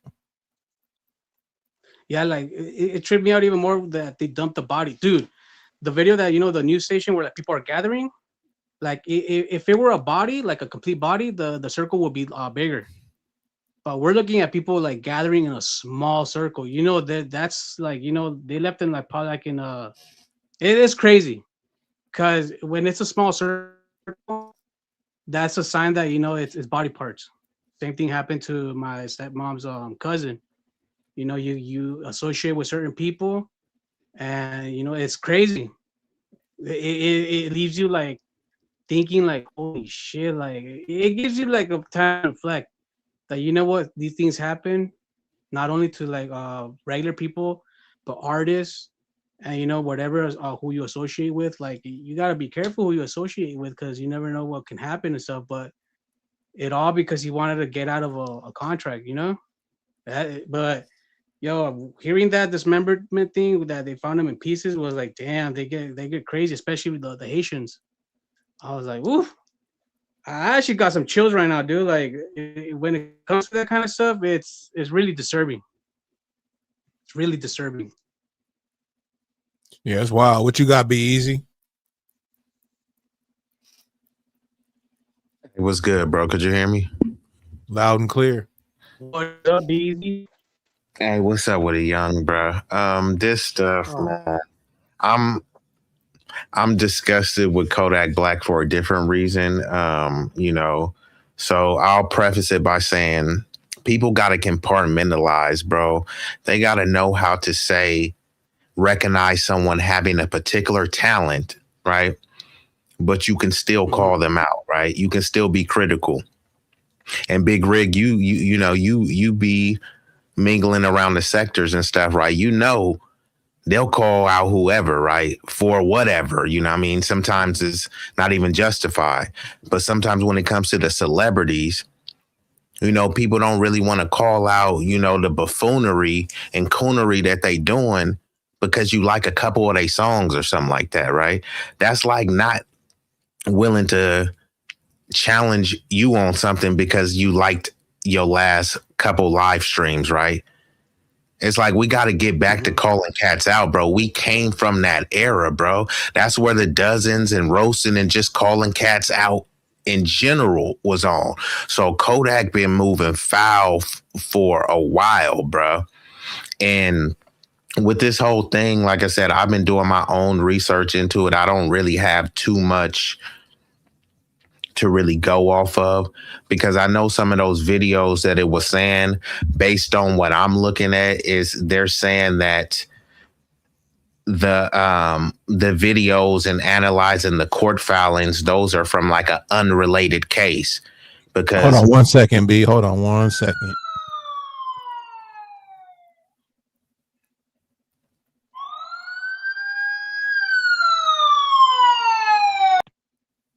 What's up, John?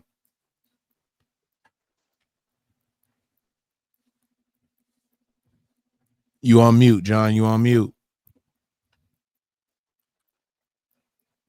Oh, John, you in that goddamn iPhone. Go ahead, B.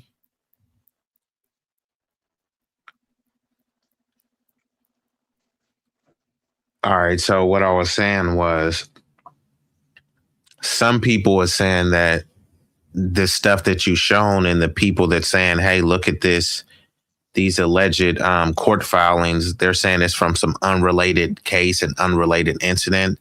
I haven't dug into it that much, but based on what's factual, what's public record, I have looked that up, and I'm not saying he didn't have nothing to do with it. I would suspect that, but the police are not suspecting that. So you would have to ask why.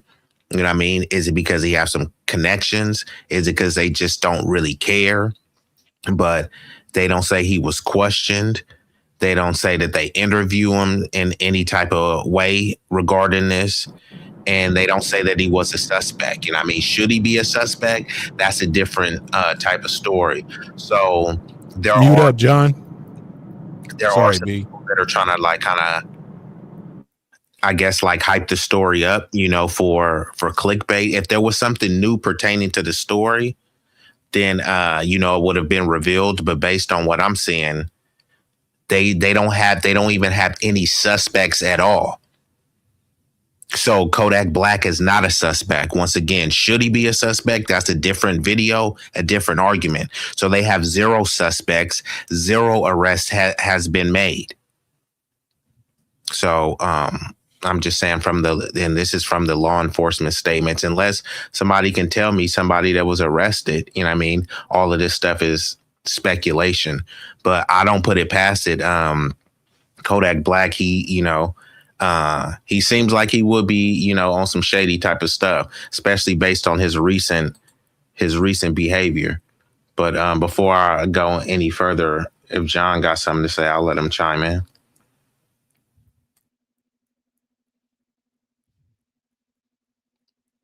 I'm trying to fix my avatar picture right there. Hold on. Okay, John's a wild guy. And then did you hear the other controversy with Kodak Black recently? What's that?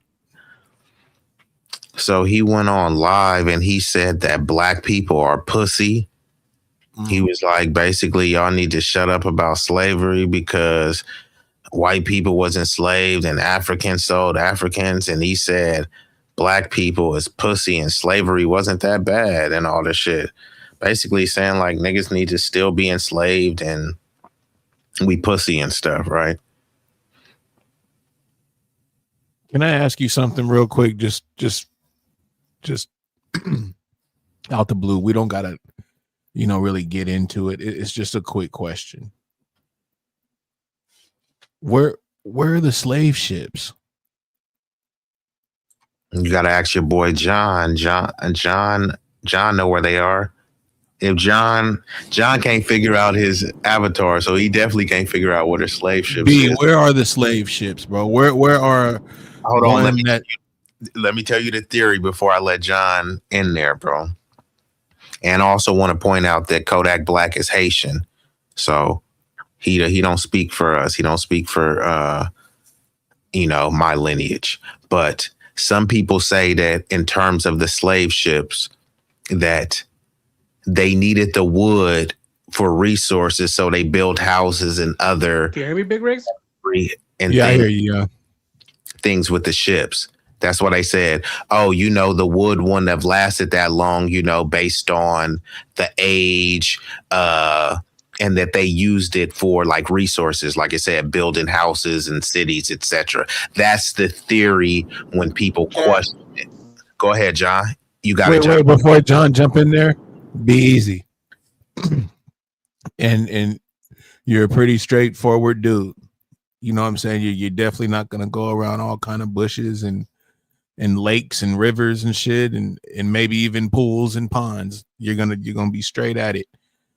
You know that these slave ships traveled across the Atlantic Ocean, right?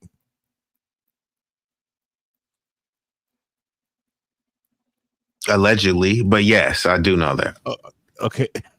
Okay, and have you seen any of the A&D like crab fishing or when they go offshore and like they're just hitting these massive waves, bro?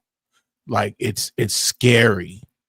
and like the boat is going like up and down, and like these boats are like, you know, like made of steel, bro, and fucking motors. Okay, motors, engines, whatever. The slave ships didn't have engines. So I'm just asking you, did you have you ever seen any of those fishing shows, bro? Yeah, Like I've seen that. Deadliest Catch or some Mhm. shit like that. Did you see the waves and what those boats were enduring on those missions? Yes, I have. Okay. You can go ahead and let John jump in there. It's just something that always really amazed me. Yeah, But I go and, ahead. And let me add to your point. Guess what those boats have? Navigation. They got all sorts of radar, sonar, and all sorts of other advanced. Don't do this, dog, because I don't want to go hella deep into this because I can. But you know, like I remember doing this like maybe a good 6-7 years ago, and it's almost like they wanted to fucking hand it to me, bro. Like I was out of pocket, bro, and it was just really a simple question, bro. Like I've seen plantations, bro. I've seen them. That we see them documented. They're out there. We see them, but I just never seen a slave ship. And then when I know what these slave ships, how they came over and how they were built, and it was wind power. I don't know if they came during a certain season to where they didn't encounter what I see to this day when I see like the Deadliest Catch and stuff like that. Like it's just unbelievable, bro. Like you couldn't pay me $1 million to go out there with a sailboat in those waves, bro. Just on just GP, just like, hey, you can do it. And as much, look, you know, I do agree that there were advanced civilized people, but we're presuming that not only did they have these super, you know, super boats, they weren't made of steel, right? They were made of wood. So this was, I guess, like the super strongest wood that mankind has ever known, right? And it's trekking through, you know, they pass in all of those stories. They pass in the Moby Dicks, the Loch Ness monsters, right? They crashing through the waves, but they doing it so many times like clockwork, right? With no GPS, just off the strength. Everybody knew the route. Or did they just keep accidentally getting lost in the right place every time? Like, think about how hard it is. Cats don't know how to get places in their own city sometimes without GPS. But on the boat, they was just, bam, we're headed straight to America. No GPS, no nothing. You know what I mean? With just, you know how people they throw some grass and see which way the wind blow. I mean, I'm just saying. Go ahead, John. You got it. Well, I mean, Riggs, what you think about based off what you said, like what you alluding to, like what you think about the fact that we ain't got no, we can't find no slave ships. Well, what I'm alluding to is that I'm the type that I'm like from the show me state, bro. And people may think that, you know, hey, it is what it is, but that even goes even further with other things, you know what I'm saying? But I just haven't seen anything, bro. Like, you know, like I haven't seen it. And then and then if you ask the question, like with Be Easy saying, you know, yes, they were made out of wood, but you're telling me they use these ships to make houses, bro? That don't even make sense. It's more than enough wood. They still cutting down wood to make houses. So why would they have to?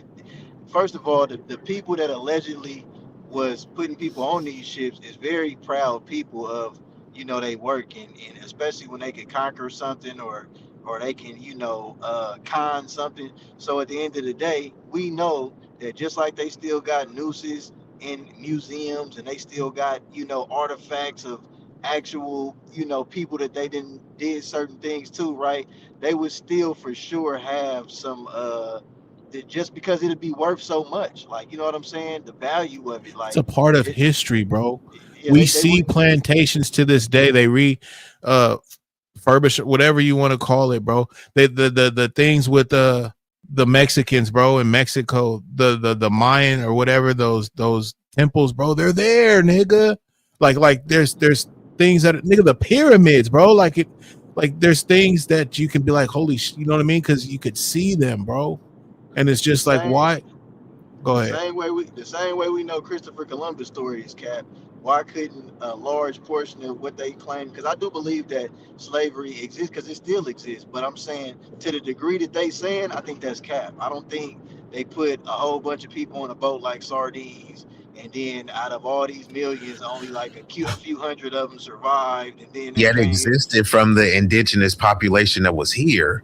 But that's what they God damn it, bro. And see, that's, and you know what, B, and they was eating me up, bro. And I might have people in my chat or even people that replay this, because we touched on this real quick. I know I jumped off of something real quick, y'all, but I mean, perfect opportunity. I don't know what it was, but Beezy said something about slavery, and it just made me think about them ships, bro. But I said the same thing, bro. I'm not taking away, like they tried to put it on me as if I'm trying to take away there was no slavery. Like I'm trying to just call everything bunk skunk. And I'm like, no, I'm not saying that. What I'm saying though is I just don't see the proof. I know that there was slaves, that you see the fucking plantation, you see all of that. You see all of that. So I can't deny that, but they was here, bro. Maybe To me. maybe certain indigenous people that got reservations, that's their compensation for the big backdoor double cross sellout that they did in you know, and it happened just here on this soil, because it don't make sense that they saying like we came from Africa, when it's like, bro, people is waking up and seeing like, hold on, I don't have my ancestry don't go there. You feel what I'm saying? We really been here longer than those countries been a country. So how you gonna try to say I'm from a place that didn't even exist when my ancestors was here? But see, they've just sold you that to basically make you comparable to an immigrant. That's why you keep hearing them saying, we're a nation of immigrants and we all immigrated here. Even if you want to say that we all came through the transatlantic slave trade, which is not true, but even let's just grant that. Forcibly taking someone from one place to another place, that's not immigration by no definition of the word. And once you say this, people, they have to concede that I'm right, or that anyone making this point is right, and then they start pivoting to something else. Well, why does it matter where people from? It clearly matters. Why are you lying where you're from? So if it didn't matter, why would you try to erase where we're from? It's just like when people say Jesus' color don't matter. Okay, he's been depicted as white for hundreds of thousands of years. Let's depict him as black. No, we can't do that. I thought you said the color didn't matter, right? So people always tell you stuff don't matter.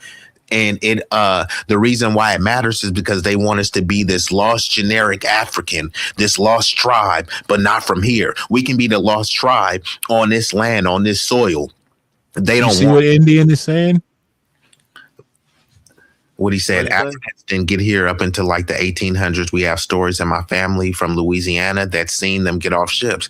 And my family comes from Louisiana too. My family, and I ain't never heard these stories, bro. Both bro. My mama from Monroe, Louisiana. My daddy from Texas, bro. Both parts of my family come from the South, and I ain't heard nobody talk about it. Not saying that Beans, I agree. but I just ain't heard that, bro. And, come on, bro. Most people in California. Most people in California originate from our family from the South. My family from Alabama, Tuscaloosa. that's so. But see, but that's the first I heard that, and that what Indian said. That's why I asked y'all. And my family does come from fucking Louisiana, bro. And see, that's what I'm trying to say. Once you in Cali, everyone that was in Cali, the majority of us didn't originate from here. Our ancestors came from the South, and this is what happens. And shout out to the dude who did Black Panther, I think, what's his name, Ryan Coogler or something. He said he identifies as FBA, and he said he was doing all this Wakanda stuff, and he said he was neglecting his lineage here. It's super disrespectful to your ancestors that fought here, got dog sicked on them, fighting for the whole globe to come here, and then you look into some distant place in Africa that you've never been, and when you go over there, they don't think you're African. They call you American, but you're trying to hold on to some African identity that you don't know nothing about. There's a difference between having African genetics and DNA and being a continental African. Most white people have African DNA. They don't go around calling themselves African. They don't even go around calling themselves European. You know what I mean? Elon Musk is African American, bro. French Montana, who's Moroccan, he's African American. And our ancestors, when you grew up, bro, if you was born in the 80s before 1988, you wasn't born an African American. Jesse Jackson got in with some Jews, some DNC people, and some non-black people to introduce that term in 1988. Everybody on this panel's parents were born before 1988. Your mom and your dad wasn't born an African American. I'd rather be called a Negro than an African American.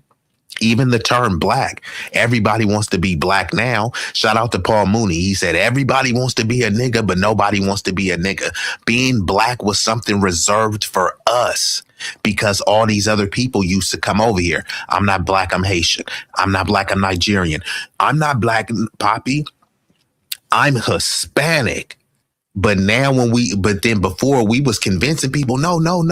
Over here is the one drop rule. Y'all black like us. We was trying to damn near almost beg people to be black. And now when we start delineating, which everyone else has been doing, and we say, you know what, you not black. Now you starting to see stuff for what it is. And we saying, you know what, Kodak Black, you're a Haitian American.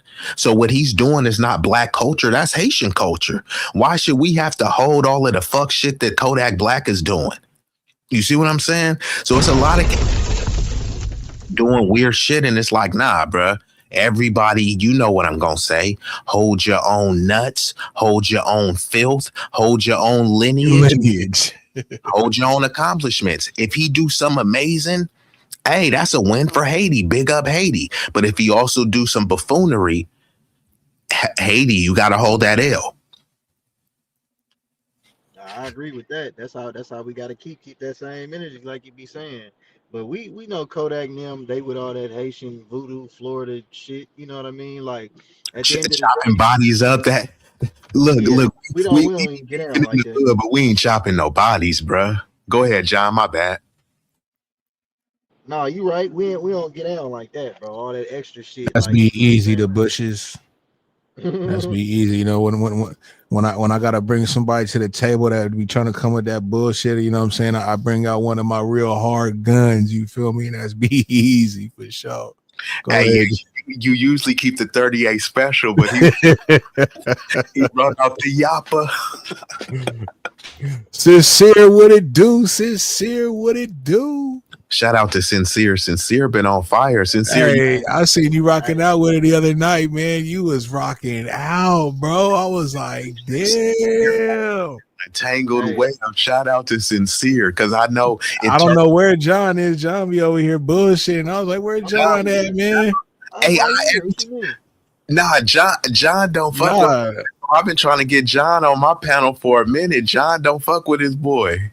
John don't fuck with his. Nah, man, John been going through it, man, getting this shit together so I could drop this show, man. I'm getting this equipment and shit lined up. I just got a lot of shit going on behind the scenes and family shit, and you know what I'm saying? So I just been trying to, like, my setup is on the way.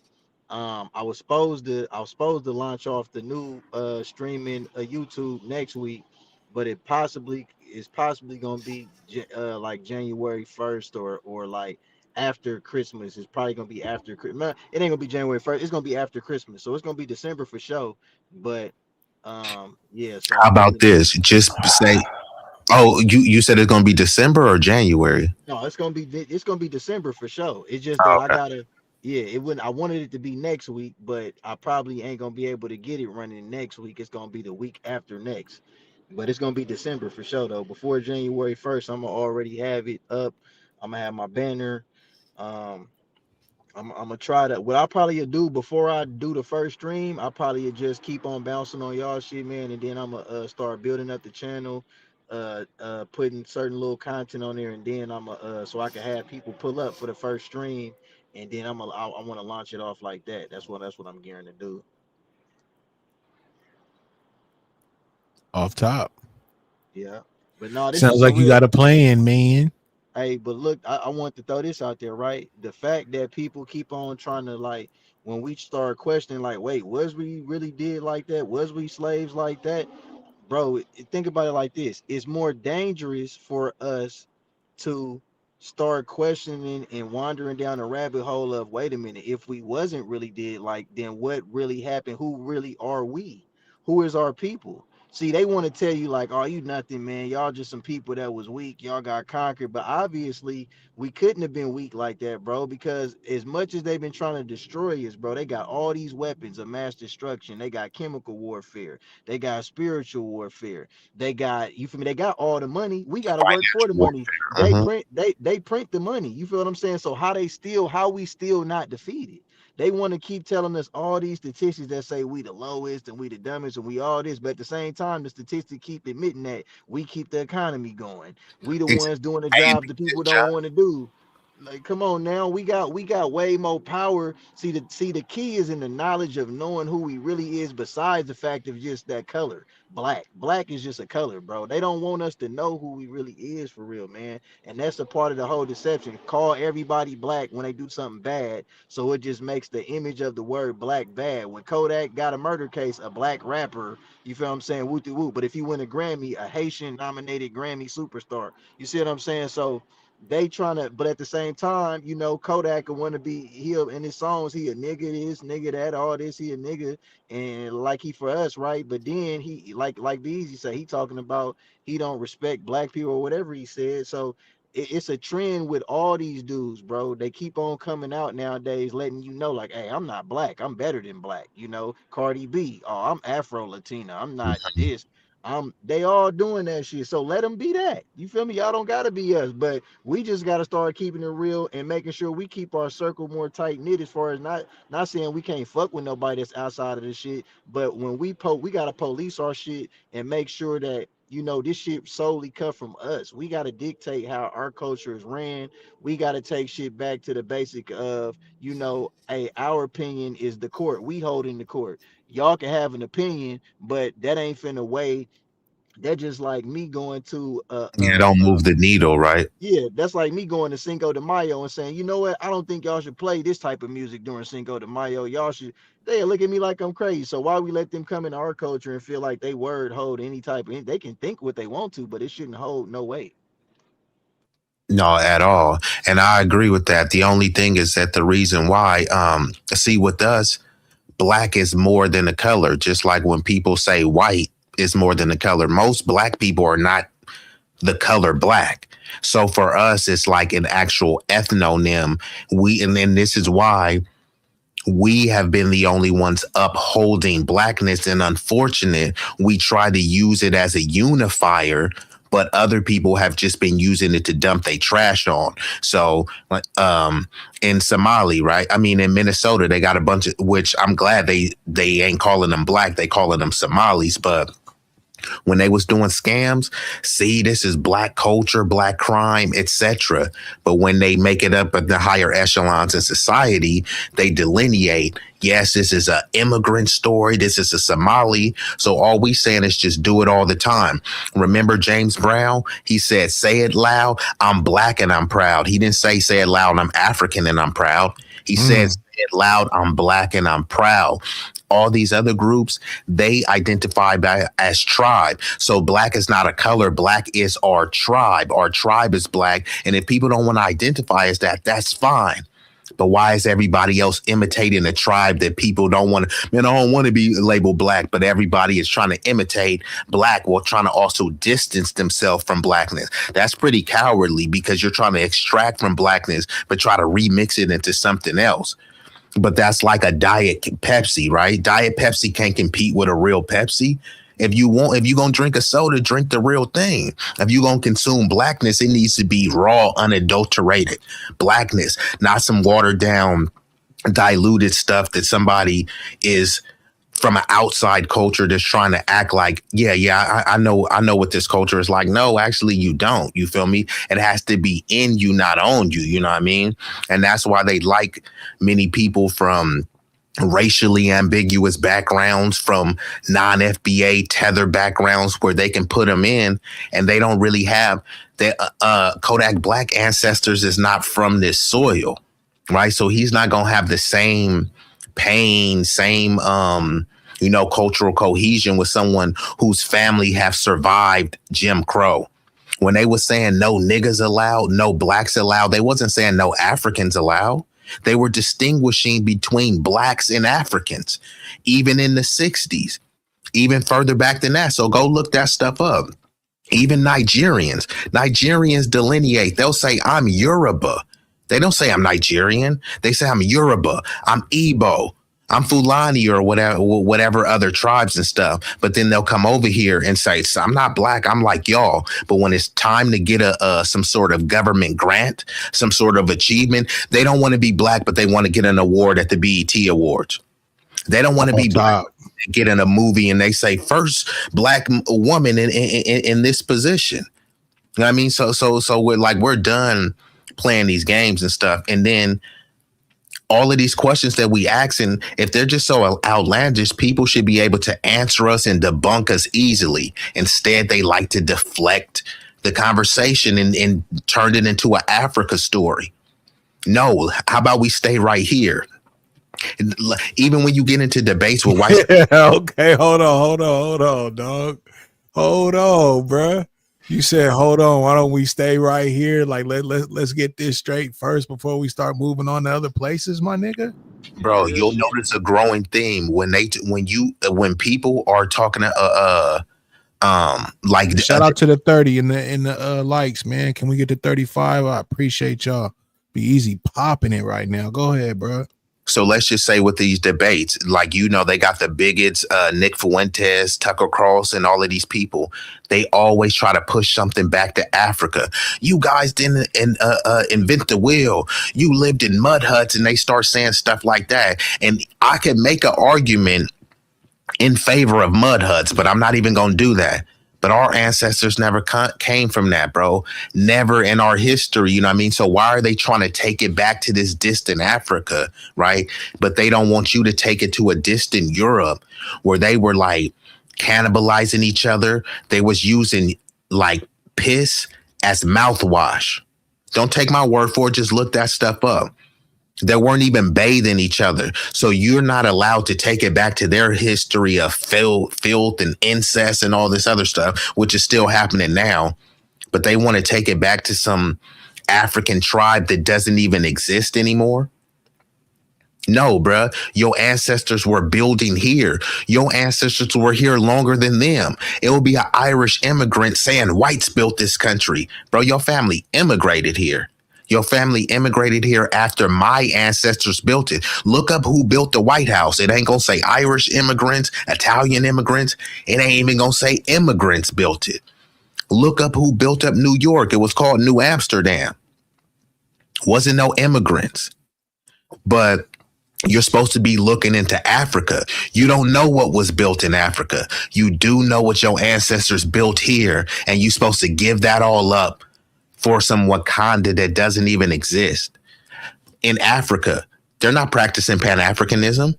They're over there beating each other upside the head with slabs of bush meat, bro. And you think you're going to go over there and say, I'm black, I'm the lost tribe, and that's going to unite them? Did you know Ghanaians and Nigerians have a war going on? They're way more African than you. They won't even let each other in their own country, bro. I know Black Poppy Dominicans. You know they got a war against the Black Haitians. I mean, come on, bro. But we're supposed to unite with this, and I'm supposed to look to that to build some mythical coalition? No, I'm gonna stay right here and build right here. And think about how stupid this is. They'll say we're so dysfunctional, we at the bottom of everything, and how we'll fix that is to go to Africa. The schools is failing at your son's school. And you know how you can fix that? By investing in Angola. There's drive-bys in Chicago. And how you can fix that is by going to Senegal. Bro, what the fuck is we talking about here, bro? Go ahead, John. They telling us to go to Africa, but shit, Africa ain't trying to come get us. Africa don't give a damn about us coming up over there. They not finna roll out no red carpet. Oh, our lost brothers that got whatever. You know what I'm Exactly. saying? They don't. So at Hey, the end of the day, it brother, I don't got even some make plan sense. for you, brother. But look, they rolling out the red carpet for bro. They got Asians over there, and this pains me to say this. You know what I mean? I don't take no pride in saying this, bro. But they got Asians, bro. Tiny Asians, bro. I ain't talking about Jet Lees. I ain't talking about Bruce Lees. I'm talking about just Chung Lee over there beating the hell out of them with bamboo sticks. And nothing is happening. Jamaicans in Jamaica can't even access their own beaches, bro. And then they come over here flying a Jamaican flag, don't want to go back to Jamaica and say, we doing better than y'all. Y'all niggas is lazy. And then when you say, bro, why you didn't work so hard in your homeland? You sound like the white man and you xenophobic. They start like whining and shit. But that's a legitimate argument. Other racial groups is going over there getting it popping, and you running over here because you can't get it popping. And then when we go over there, it's a black tax, bro. Meek Mill went to Africa and they robbed him. And then speaking of that, Meek Mill or Moist Mill, he just had a video where he was talking about he only trusts business advice from white Jewish people. Do you see a reoccurring theme where most of all these celebrities is extra moist, always buck broken? For the fact Meek Mill was bunny hopping, we gotta just stop. We gotta just stop even just putting him in. His opinion is irrelevant. Like, you don't give a fuck. But Meek was bunny hopping for a Jewish person, so you feel me? If he, ain't no telling what he'd do when the cameras go off. If you do that with the cameras on, it ain't no telling what you would do if the cameras off, man. So shit, let him praise whatever little human idols or whatever it is he over there worshiping. You know what I mean? A lot of these people, this the thing, bro. A lot of these nations, bro, they worship the dollar. They worship material things. This money is God to them. So for the fact that these other nations that's ruling over our situation, they got the power, they willing to bow down to them too. It go back to what I call the piss theory, bro. As long as everybody got, the so-called black man to throw they piss on, it's cool that they get a little bit on them from time to time, because at the end of the day, they not at the bottom. I seen a Black TMZ YouTube page exposing 19 keys for the Pan-African play, telling, black Americans like, hey, we need to go over here to Africa and we need to try to start putting money towards building over here, because all these other white, the colonizers, they going over there and they robbing them, getting all the minerals for cheap and going on. Yeah, but they selling the minerals and all that shit for Exactly. cheap. It's like, come on, And bro. so they gonna sell the shit for cheap, and we gonna go over here and put our money with them. What that's gonna do for us? If they giving shit away for cheap, how the fuck they gonna help us if we even investing in what they trying to do? Why they ain't giving us stuff for cheap? So if they giving it to them for cheap, the people who colonized them, is they gonna give it to us for cheaper? So do we get the brotherly love price or we get the colonizer price? But see, when you ask this, so how was that a deal for us? Like, look, man. Yeah, those people colonized us and y'all are long lost brothers. But look, we gonna give y'all the same deal as the colonizers.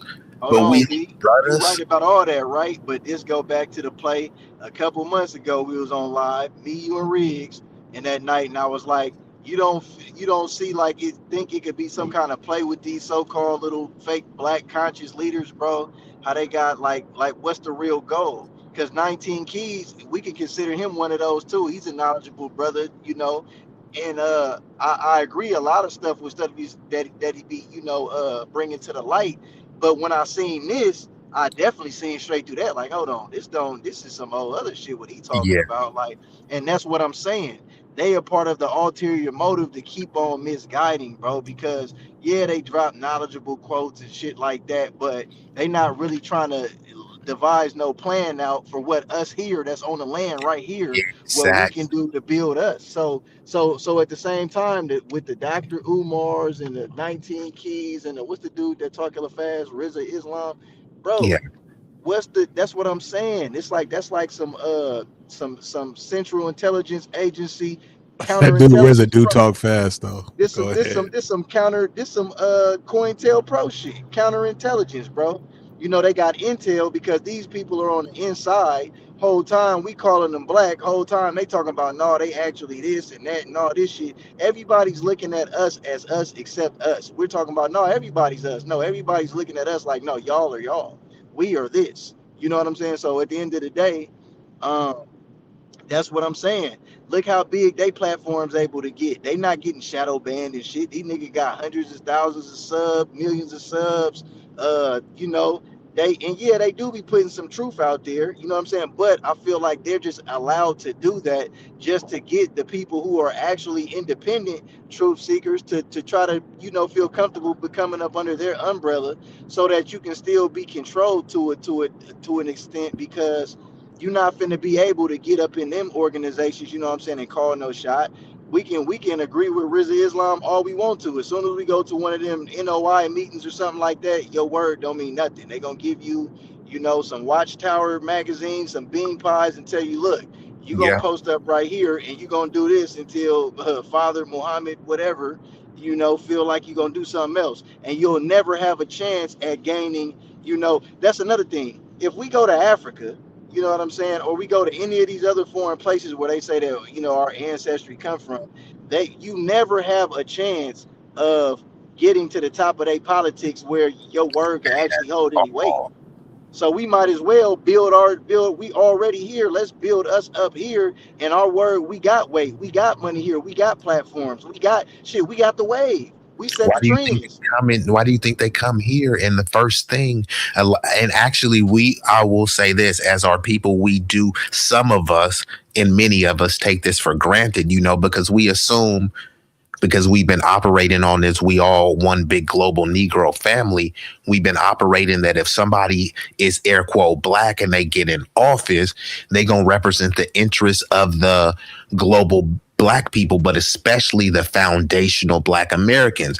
But what's been happening is the Congress, they've been knowing that they can get the people of non-FBA freedmen lineage. They put them in office and they're immigrant first. There's a video of a African person and she breaks it down. She says that they're an immigrant first. They said, she said, when they come over here, they're immigrant first. Then they're African, then they're their tribe second, then they're African, and then they're like black, like fourth or fifth. Meanwhile, with us FBAs, we lead with blackness. Even if it's so-called blackness, that's what we lead with. That's a good breakdown right there. And so when they come over here, they identify more with, you know, their tribes and an immigrant more so than, you know, being from the soil. You know what I mean? No, that's real shit right there. I like how they whoever said that put that together. That's a fact. I definitely you know, I see that when I look at this shit, you know, and you know, it just like I said, it's more power in us just, you know, canceling the whole little fairy tale of, you know, Santa Claus and Christopher Columbus and slave ships and all that. Man, listen, bro, all that shit is supposed to teach us that, you know, we not superior. We're, you know, Exactly. That it's supposed to teach you that you didn't do nothing great. Okay, you getting somewhere. You getting somewhere, dog. You getting and somewhere. straight up, they trying to erase what we really was for real. Like, hold on, if we was here first, because like it kind of makes sense too. Because if Native Americans are so-called indigenous as well, so we're more likely to be closer to one than us in some Africans, Nigerians, or whatever, bro. And at the end of the day, we seen that the natives got compensated and still are compensated to this day. So at the end of the day, if we was here and they was here, but they ended up with, you know, reparations and we still fighting for it, and ain't a sign of. I mean, that might have just been what it was. We could have just got sold out. Well, many of the treaties, there were a bunch of treaties, and I mean, I could pull it up in real time, but there were a bunch of treaties that explicitly said, because in those treaties, we were listed as freedmen, and also they distinguished between blacks, or we would be called Negro, colored. Then they would even be calling us octoroons, mulatto, quadroons, etc., like that. Basically, they were just saying that we were black, but to varying degrees and stuff like that. So people have been knowing that, but many of the air quote natives is said that they immigrated. There's that word, immigrated from Siberia, right? So Who Native immigrated from American is Siberia? not the what they would call the red natives. You know what I mean? So not not the black indigenous. You see what I'm saying? So they were multiple people on the land. People try to act like it was just one group, you know what I mean? One just this homogenous group, and they just owned. There was much in the land that wasn't even developed, and we were the ones doing the developing, right? If it was so many Native Americans here, why didn't they build the White House? If it was so many look at all of these black founded towns. Where are all the Native American founded towns? The reason why they got to call it Black or African American, because many of those indigenous people were reclassified. Were they enslaved Africans? Yeah, but it was a bunch of people from everywhere that do you guys know about that paper bag test? If you didn't pass the paper bag test, they labeled you as Black. And then even sometimes, even if you were a paper bag, they're like, yeah, you're Black too. That's where the whole one drop rule comes in. You know what I mean? And unfortunately, many people subscribe to that. We can't say that was valid then, but it's not valid when it comes to indigenous people on the land. See, so now they'll call everybody Black, right? Kamala Harris is Black. Mariah Carey is Black. Steph Curry is Black. And then when you show some Black indigenous people, they'd be like, we don't really know it. Is he really Black? I don't know. Hold on. Y'all calling everybody else Black. But you get confused when you see a Black indigenous people. Why? Because they want every one of us to just be this generic African, to make it equivalent to an immigrant like them, because they have to admit that their family immigrated here, but they can't fathom where we're like, no, we're not immigrants. You know what I mean? And they know that we're not immigrants, but when you take it a step further and say, actually, we're indigenous, you know what I mean? And there's a difference. Some people say we're indigenous to the content of America, but many people mean we're indigenous to the United States, meaning there was no United States. That's why you'll hear people say, this was Turtle Island, right? So how the hell could you be indigenous to America when you say that you're indigenous to Turtle Island? This ain't Turtle Island no more. Turtle Island don't exist. We build up something completely different. How are you indigenous to that? You came from Siberia, right? You're Asiatic. But like, people can't refute what I'm saying, but then it's just like, then it will circle back to some out of Africa theory. Did some people come out of Africa? Yes. To say everyone? No. Did you know less than 5% of the people from the transatlantic slave trade ended up in what we call the present day America today? And this is why they try to conflate and say the Americas, right? Puerto Rico is part of the Americas. Puerto Rico is also in the Caribbean. It's a slave colony. You know what I mean? So to just try to act like we're all just one big global Negro, no, they actually had it worse over there in the Caribbean, based on whatever reports you want to read. The thing is, there's something called an ethnogenesis, where you become a new ethnic group based on the circumstances, based on the lineage, based on the racial admixture. You become a totally different group. Let me put it in terms of in some dog breeding. Not to say, but they did breed us like dogs and cattle. That's why it was called chattel slavery, right? If you have a bully pit bull, and then you also have a Dalmatian, and then you also have a Lassie dog, and you have a crossbreed of those dogs, is that dog still a pit bull? Is that dog a Labrador? Is that dog a Dalmatian, or is it something completely different? It's an amalgamation of all of them, so it's just its own different dog. And that's what we are, an amalgamation of formerly enslaved Africans, indigenous Black people, Europeans, and other red indigenous people. It's just a mixture. Some got a lot of this, a little of that, a little of this, a little of that. That mixture is what makes our ethnogenesis and makes us completely different. That's why when you look at how John looked and compare him to how a Somali who's grew up in Somalia and only had Somali women, they forehead ain't gonna be the same. They gum structure ain't gonna be the same. The nose ain't gonna be the same. I ain't saying which one is better. I'm saying that it's different. A leopard looks like a jaguar. Is a leopard a jaguar, or are they different? I'll land. Busting it down, breaking that shit down, bro.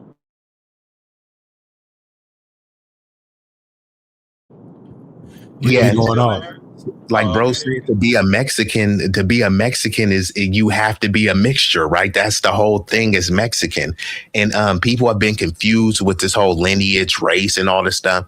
And I know people, they say, why you got to make it about race? Okay, fine. We dropping the race and we making it about ethnic identity and heritage. And that's why people are saying, oh, damn, no, let's make it about race because you can tether on to race. But when you can't say that you're foundational Black American freedmen, you have to kind of draw a line in the sand and say that you something different.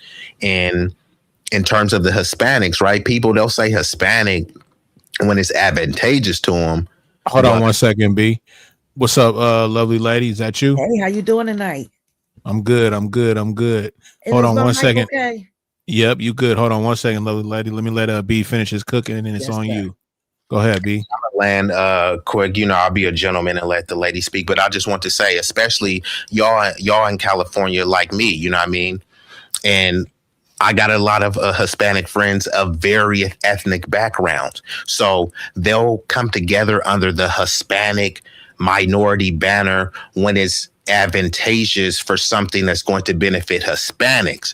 But they still are going to delineate and they want specificity, ethnic specificity. If you think I'm lying, tell a Mexican that, bro, you're no different than an El Salvadorian. Tell a Puerto Rican that they're no different than a Honduran. Tell a Dominican that they're no different than a Brazilian, because they're all Hispanic. But then if you say that, they're going to give you a rundown of why they are different. And people will understand that. But if we say, look, this is how we're different than Jamaicans, Haitians, and other people, it doesn't mean that we're better. I'm just saying that we're different. Just like Chinese people will say that they're different from Koreans, but they're Asian. Tell a Filipino person that they're no different than a Cambodian and see the response. And this is the main one. Tell a Tongan that they're the same as a Samoan and see what response you get. And you got the mic, lovely lady. Well, thank you. And Big Riggs, this is my first time hitting your platform, but I see. I appreciate you. And I just had a couple of things to say, and then I'm gonna hop down because I'm a little older than you guys. And to piggyback on what you were just talking about, separatism is inherent. Like, you rep where you live. I live in North, you live in South, you live in West. We all are unique. We are not individuals that thrive on an island. So I hear what you're saying. Everything that you said, I can see your perspective. I just wanted to share a little bit about my perspective. And so that's one thing. Like, if somebody say I'm from South LA or I'm from West Philly, right? I'm still Black. I'm still a Philadelphian, but this is, my comfort zone. But here's the thing. To me, it's about the haves and the have-nots. It's good and bad in everything. It's Europeans and Asian that are good people and that, I'm not saying trust and not verify, but plenty of people can help us. To me, it's about spirituality. It's about making sure that we put right things into our body, on our body, and into our mind. Like, when I was younger in my 20s, in the 90s, I'm doxing myself. You know how old I am now. We was pro-Black. We was reading John Henry Clark. I just went through my library and I said, I'm going to keep these books. I will never give them away. But it took me back to that My parents was the 60s, black and proud. The 90s was, you know, what's his name? What's that guy name? Oh my God, bald headed with the Nation of Islam. Dr. Khalid Muhammad. Man, let me tell you something.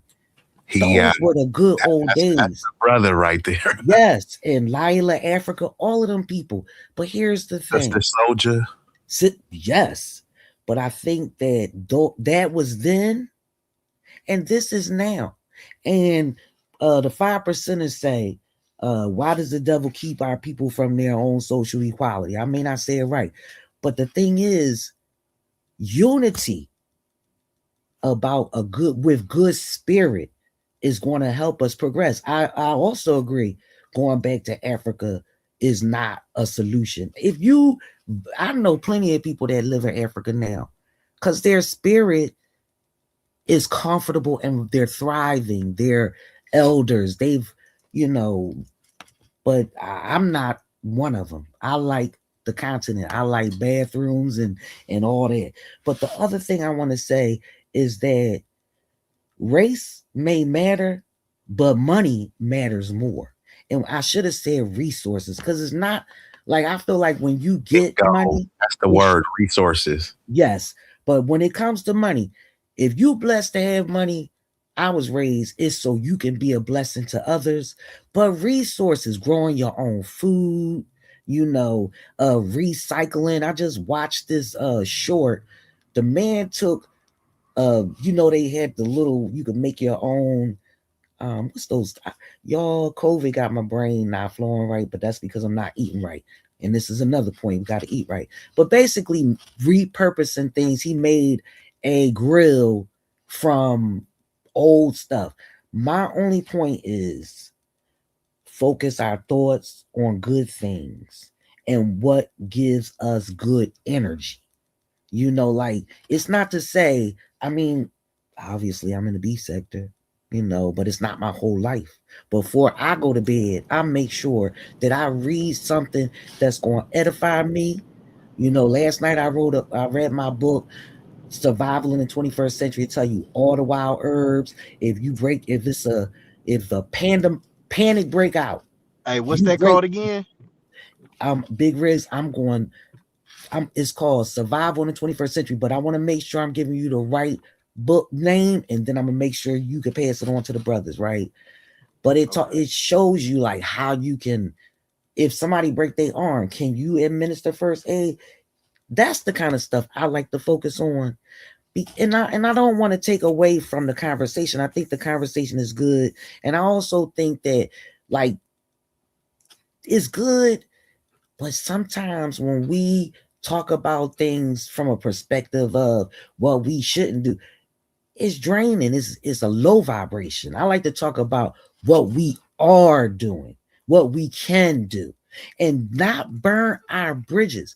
Because my ex-husband, my husband, was so pro-black when we were younger. He cut us off from people that were good people and we could have thrived. You see where I'm coming from? I'm not saying you have to beat down white people or anybody, but I'm just saying that angels come in all forms, and don't bite your nose to spite your face. That's why if you break up with somebody, just be peaceful, because you don't know when you're going to run into that person. And if you done cut them off and cussed them out and broke the windows out the car, please. Okay, now you going into court or a job and that so you know what I'm saying. But let me get my other point out. When y'all was talking about the American stuff, that stuff don't mean nothing because the planet done shifted. I like to read, if I'm going to go to the past, I want to go to the past. Atlantis, Lemuria, Mu. The Mu people use crystals to do brain surgery. The Mu people were the original Nazians, the original priests. And see, we living in the new world. We don't need leaders. We need to lead ourselves, our families. And if you vibrating high and you putting something down that is abundant and healthy, people gonna pick it up. I hope y'all understand where I'm coming from. My spirit led me to come up here and just share my thoughts. It's okay to continue the conversation. I think it's important to also, add on that it's good and bad in everything. And right now, people out here shopping Temu and Shein, the stuff that's in them clothes is toxic to our skin. The largest organ. Everything we touch penetrates into our system through our skin. That's why if you can make your own salves and things I went back, I graduated from Morgan State University, right? And the University of Pennsylvania for grad school, right? I went to homecoming and I was down there telling them girls, make your own. Back in the day, we made our own products, but also just to know that we can do. Oh, this is why I brought that up. When I went to homecoming, I told them, girl, y'all don't have no reason not to have all A's. When we went here, we had to use the payphone. We had to flush the toilet. It was no Wi-Fi. I'm just saying that we are in a world today where we have advantage. We have the internet. We can find what we need to know. So that's my little piece I wanted to share. I was waiting to say no more. Okay. I was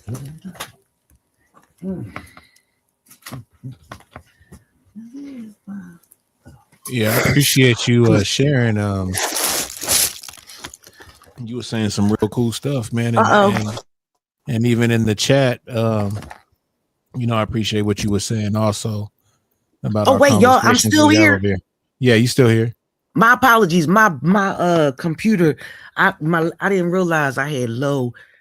My computer died basically, but that's all I wanted to share. I appreciate you, lovely lady, love, and whenever you want to come up, please do. You know what I'm saying? I like what you added. Thank you. I always like being in the chat and just listening and commenting every once in a while. But y'all brothers keep being positive, and y'all gave me a lot of inspiration tonight because I was like, go ahead, young buck, you better talk that stuff. Last thing, I'm going down. You were absolutely correct about the brothers, all them conscious and all of that. And it's okay because it's a capitalistic society, and if you can pick up a little nugget here and there, you take the meat and leave the bones. But that's why it's important. The great leaders have passed on. We the new leaders. So we can't believe everything we hear. We have to discern. And discern means investigate on an intellectual level, but also a spiritual level. If you feel something not right, your spirit told you that what he was doing didn't sound right. I mean, logically too. But anyways, I could ramble. Y'all brothers have a good rest of the show, and I'm gonna be in the chat. Thank you so much. I appreciate you. Thank you. Now how I get off here? Wait a minute. The red button. Yep. Okay. She got it. That's what's up, man. That's dope. She said she a graduate too from Howard, man, and was digging the conversation. A nigga like me, I appreciate hearing shit like that. I'm just your average bro with a GED, you feel me? So I appreciate that. But yeah, be easy. You been cooking tonight though, bro, for real, man. God dang. We started off, I kind of jumped off into the them ships and everything, but then it just ended up going in a whole different ball game, bro. But it was a good ball game, you feel me? There was a lot of home runs and shit going on, you know what I'm saying? So that's what's up, bro. Bro, you was cooking. And if you remember what kind of track you was on, bro, you can go ahead and continue that. You know what I'm saying? What's up with it, Gemini? Let John get in there because it looks like he has something to say.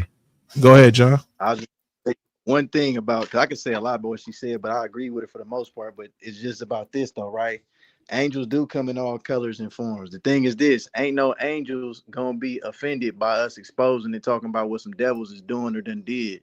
So at the same time, we don't got to be tight-lipped about what's actually going on. That's not burning no bridges. You know what I'm saying? Because at the end of the day, if based off the facts of what really Hush is talking about, the facts. John, are you moving around, John? John, hold on, John. Your mic's kind of doing a little boring thing. Are you moving around right now? No, I'm standing still. Okay, yeah, I was Well, just about to say, just try to stay in like one spot and you should be good. But yeah, as you was talking, it started doing like some other shit. Okay, this is what I was But saying. you good. She said angels come in all colors and forms. I agree with that. And the thing is this, no angels is going to be in disagreement with us exposing about what some devils done did or are still currently doing. We not burning no bridges that's worth even trying to have if it can get rocky or fall off us exposing and talking about the truth, because the truth is the truth. And at the end of the day, the other people that's holding that bridge that you trying to hold on to, they not concerned about how you feel about why the bridge is even there, and you got to try to keep a good coalition with them just so you can walk across it, because they not worrying about, you know what I'm saying, crossing over yours, because they already didn't burnt you and did you all so many kind of ways that you got to, like she say, try to keep bridges with them. They not worrying about keeping bridges with you. So yeah, angels come in all forms and shapes, and they know no real angels of any color is gonna trip off us exposing, talking about the truth of what devils that's our color and other colors are doing or have did. I just want to say that. Yeah, and I think it's imperative to call that out too, because when we're talking about delineation, we're not only talking about for ethnic and cultural specificity. People understand it. I mean, every people are delineating for various reasons, but if somebody is on the straight and narrow, I believe the sister graduated from Howard and stuff, right? There's certain things in your life that you're going to have to delineate from, right? That you're going to have to detach yourself from, meaning separate. Don't necessarily mean that you hating it. If you want to get like a beach body, right, you're going to have to delineate from all of the pizza, the donuts, and the French fries and stuff like that, too. So if somebody is on a righteous path, the angelic path, you need to delineate from the bad behavior, right? How do you even know the behavior is bad if you don't call it out? And if you're not calling it out, silence becomes complicity. If you're not calling it out, then you become desensitized. It becomes normalized. And then the lines become blurred, and bad behavior is just day-to-day operations and routine. So it's critical for us to call out bad behavior, because here's that word that people love to talk about, accountability. It promotes accountability. You're not going to have a respectful relationship with somebody, especially if you, if you don't believe that you can challenge them on something that, you disagree with, right? And calling people out, it creates a stigma to discourage people, just like how people are discouraged from snitching. Snitches get stitches and stuff like that, right? People have a stigma, man, I don't want to be labeled a rat and snitch, right? We have to create stigmas for other things as well, right? It has to be a stigma for you to not be able to articulate yourself in a clear and coherent manner, right? It ain't about talking white, you know what I mean? Because Malcolm, that whole thing, we know what talking white is, right? Where again, hi, my name is Bill Baxter III, and yes, I would like a job. You know what I mean? Like that's talking white, but you being able to use particular words. Hey. Man, bro, if somebody just has to use some words and say that's preposterous expeditiously and things like that, that's not talking white. Malcolm X was very articulate. He didn't talk white. Martin Luther King, very articulate, didn't talk white. Dr. Claude Anderson, Dr. Neely Fuller, Dr. Francis Cress Welsing, all are very articulate and astute, but they're not accused of talking white. So it's not about you pronouncing words properly. It's easy. Do you mind if I tell you this real quick? First of all, let me just say this. I do not mean to cut your wisdom. I am a person, I'm very spacey when it comes to talking. First of all, I wrote in the chat, educated fool. Black man, I wasn't trying to, I mentioned my schools because I'm proud, and it was related to like, y'all got this new technology, and that might not have been the best example in this conversation, because I want you to know that I'm with you. And I went to school because when I was younger, that's what you were supposed to do. You did what your parents set goals and blah, blah, blah. But my father had a PhD in life. He graduated from high school. All I wanted to say to you is, I hope I didn't make you think, that I was just giving you another perspective. Oh, the bridge. That was a whole separate issue. The bridge came up because I wanted to say that in one of Big Rig's other lives when he talked about relationships and just professionally in life. Nothing to do with, we have to know where we come from. We have to know who we are. And we should know where we're going.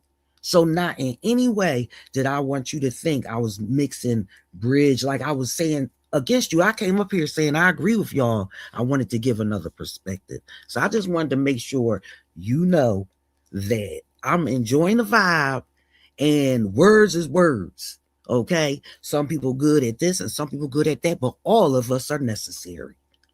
Y'all, I'm going back to the chat. Yeah, no, I agree. And I think John was chiming in what you said, but I don't think he took it disrespect. He was just giving a different perspective, and we welcome different perspectives here. I say, even if you disagree with me, that's okay, because if you agree with somebody 51% of the time, that's still good. I agree with everything she was just saying. I just wanted to clear it up for people listening, just to know that, us, digging to find, our greatness and who we really are. If that offends anybody else, that sounds like that's their problem. You know what I'm saying? So I don't think nobody up here said anything that was leaning towards burning any bridges. That's the only thing. But I agree with what she said, and I respect her, and I love the energy. I was even taking notes of the book she said she was reading. I was asking her. I'm taking that down in my notepad. You know what I'm saying? So just so you know, what was it? It was lovely. I forgot what her name. Lovely Lady Love. My mod Vibrant is digging her. You know what I'm saying? Yeah, so I rock with her. That's a great point right there. Then if it's Vibrant on you, hey. Yeah, she got wisdom in her, man. I was soaking it up. I was just putting it out there, letting it be known that, we don't gotta dim our light, you know what I'm saying, in fear of shining because somebody else gonna get mad because they glow ain't the same as yours. At the end of the day, we the ones being suppressed, and we trying to find, back to get to where we actually originate from, which is greatness, because us just starting out as slaves just ain't it. And anybody that want to just, keep that narrative going is counterproductive to us advancing our civilization in modern society right now. So, if they want to cut their bridge or whatever, cut it. You know what I'm saying? At the end of the day, because we build new ones right now, and we building with each other, and that's what it's about. Because at the end of the day, yeah, everybody's important, but everybody isn't the same as far as, you got good and you got evil. And if you evil, we ain't trying to build with you. Just stay how you is and kick rocks. Yeah, that's a fact. That's a fact. And stay how you is and get the fuck on, boy. Go ahead. And everyone has, we can say everyone has, depend on how you want to phrase this, right? Everyone has equal value, but not everyone has equal importance. Or you can say it the opposite way, right? Everyone has equal importance, but not everyone has equal value. And either way, I mean, it can be a form of semantics, but it's all a matter of perspective. When you hurt feelings, boys, that shit hurt feelings. But could you refute it? Like I'm saying, I'm coming with logic and rationale, and most people come with emotion. So let me put it to you in a different type of way, right? Go ahead. Let's say you got an old school, a box Chev, a Caprice, whatever type of car, right? If you have a transmission and an engine, equally important, right? Is the transmission as valuable as the engine? Hell yeah. Is it though? When people say if you got a car and people want to say pop the hood, are they popping the hood to see the transmission or the Absolutely engine? Not. So that's what I'm trying to say. Both are important. You need a strong transmission to power that beefy engine. Absolutely. But nobody sees the transmission as having the same amount of value. Absolutely. They're Same equal. with the rear end. The rear end got to be able to keep up with all that shit. But ain't no, you're absolutely right. Nobody, when they say, "Ooh, let me go check the rear end first," right? Right, absolutely. Even if you got some clean rims, they want to know what that engine do, and that's all I'm trying to say. All of that stuff is important.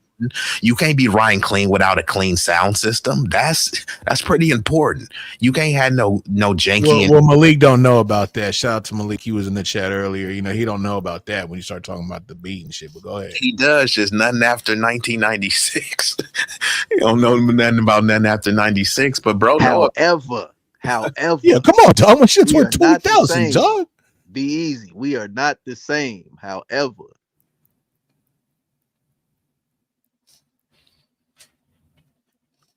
Yeah, but I don't know where that nigga is at, man. I love to see him. Malik was in the chat that whenever he was earlier, but I don't know where he at now. That's a cold nigga. But hell yeah. I'm gonna agree, and that was a great example. No value till it's broken or gone. Shout out to Lovely Lady Love. Make sure you slide through, Lovely Lady Love. My mod feeling you, man. So, you know, make sure you always make your presence felt around this motherfucker. You good over here. So, John, what did you think about that Rob Reiner thing, though, bro, with his son? You know what I'm saying? Basically, you know, head suspect, and you know what I'm saying, taking his dad and mother's life, bro, and him acting a donkey at the fucking party and shit. You know what I'm saying, with all the stars, bro. Some evil shit that really ain't surprising, and I think what anybody with common sense to think about it is, you know, it's starting to become more and more common within these little Hollywood type of little factions, you know. Hold on, John, before you go, bro, let me add this little caveat, bro. Ooh-wee. I gotta add this, especially to John, because I know John is a loving and an active father. But at this present time, unless he tie the knot that I don't know of, right? John Sinatra is not legally married right now, but he's always in his kid's life. But based on the U.S., his kids is out of wedlock, so they're gonna be a statistic. When you look at Rob Reiner, he had both parents. A rich, still crazy as hell. That don't mean that all that. That's what I'm saying. Pick it up from there, John. I'm not finna do that. Look at B-Easy. He said that. CDC, all that shit they be talking about. Because look what really goes on, bro. Like we got example after example. That shit don't matter, man. Everybody are individuals, man. And at the end of the day, you know, if we try to go by these little categories and all that shit, you know, we just gonna all be lost in the sauce. Because you know what I'm saying. You know, if we want to go by statistically, they try to say that, you know, if you skinny, you healthy, but it's a football player that's 400 pounds that can run longer than me, and I'm considered skinny. And so what that mean? You know what I'm saying? He in better shape than me though, and way more. So it don't. We not finna go by all this shit about, you know, what these statistics and all this shit they saying. Bottom line, we seeing a trend in this Hollywood stuff with certain groups of people. You know, they going crazy. They been crazy. They growing up on these TV shows. You know, they getting perverted stuff happening to them. You know, they killing their own family. They killing themselves. But at the end of the day, the police want to pull me over because I look more suspicious. So we just gonna leave it right there. Yeah, no, and that's really why I brought it up, because people don't usually try to debunk these narratives in real time. Because whenever it's something with us, they be saying who raised them, and see, that's why he was cutting up. Where was his daddy? You know what I mean? But then when this dude goes off on this deranged maniac attack, nobody is saying who raised them. Nobody is talking about culture, right? So it's just wild, bruh. I know a bunch of cats from the hood, you know, that had both, you know, their parents wasn't married. I mean, my mom wasn't married, but I always had a man in the house. But on paper, Hey, B, they'll point out one person in the hood that actually where something like that happened and try to make it like, see, everybody does it. Nah, bro, it's more common what's going on with them with this. And then they got all the essentials, 2 parents, shit, more paid open a mansion, private, silver spoon, private school. All that. Just naturally, it's just in them. You see what I'm saying? So at the end of the day, it is what it is. That's crazy as hell. And I heard the story, I'm looking at it, I'm like, what? And I kind of was like, I was getting bad reception in certain parts, so I didn't hear everything 1,000,000%, but I got the gist of what happened, and I'm just like, man, this shit is crazy, man. But it just, like I say, is more and more often, it's common with this celebrities from the new age to the old days, from the old shows to the new shows. Bro, it's something going on, and people gotta realize, bro, it's spiritual warfare with everybody, man. And I talk about this a lot because the war never stops. You know what I'm saying? If you're not together mentally, notice the sister that came on, lovely, I forget what her name, but what she say, she like to stay on a high Lovely vibration. lady love. Lovely lady love. Shout out to her. She say she reads something every night before she go to bed to put her mind in the right place. That's the thing. The stuff that we consuming nowadays is it's an overload on the toxic. That's why there's no balance. So when you're only getting so much negative and nowhere near enough positive, these are the outcomes, bro. And these people, they make a whole culture, a whole living out of just unbalanced, low vibrational, negative, uh, you know, uh, just a way of life, like, you know what I'm saying, and thinking that you can do that, and these things won't be the result is insane. It's crazy. That's what happens when you have an overdose too much. If you drink too much alcohol, what's gonna happen? You're gonna get alcohol poisoning, you're gonna throw up, you're gonna pass out. What you think is gonna happen in a world where you have no spiritual awareness of good and evil, so you disconnected from the most high, and you just think that, oh no, you know you could just believe in whatever, and we can all be, whatever we want to be, and everything would just be all right. It's showed over and over throughout history, man. Without healthy balances of anything, all that happens is corruption. When you have high places, you got corruption in high places. You know what I'm saying? And that leads over. That's why look at how the country is. It's corrupt all throughout the government and all that. That's why you see how it is in the streets, in the state to state and all this. It's because the higher ups in general is corrupt. You know what I'm saying? And the people we look up to, all, not saying us in particular or anybody that's listening, but I'm saying a lot of people just look up to these celebrities and these people that they see on TV to guide them on how to act, how to think, what's right, what's wrong, and that's idolatry. That's why we got to It's stop sin. idolizing what people are doing, because ain't nobody perfect but the most high, man. And we gotta fall back from that, or we gonna fall as a nation, as we continue to do. We keep getting more and more debt, they keep printing more money, it drops lower and lower, they keep coming up with a new way to keep this system going. People want to keep this same system afloat so bad, when all it did was tear our people down.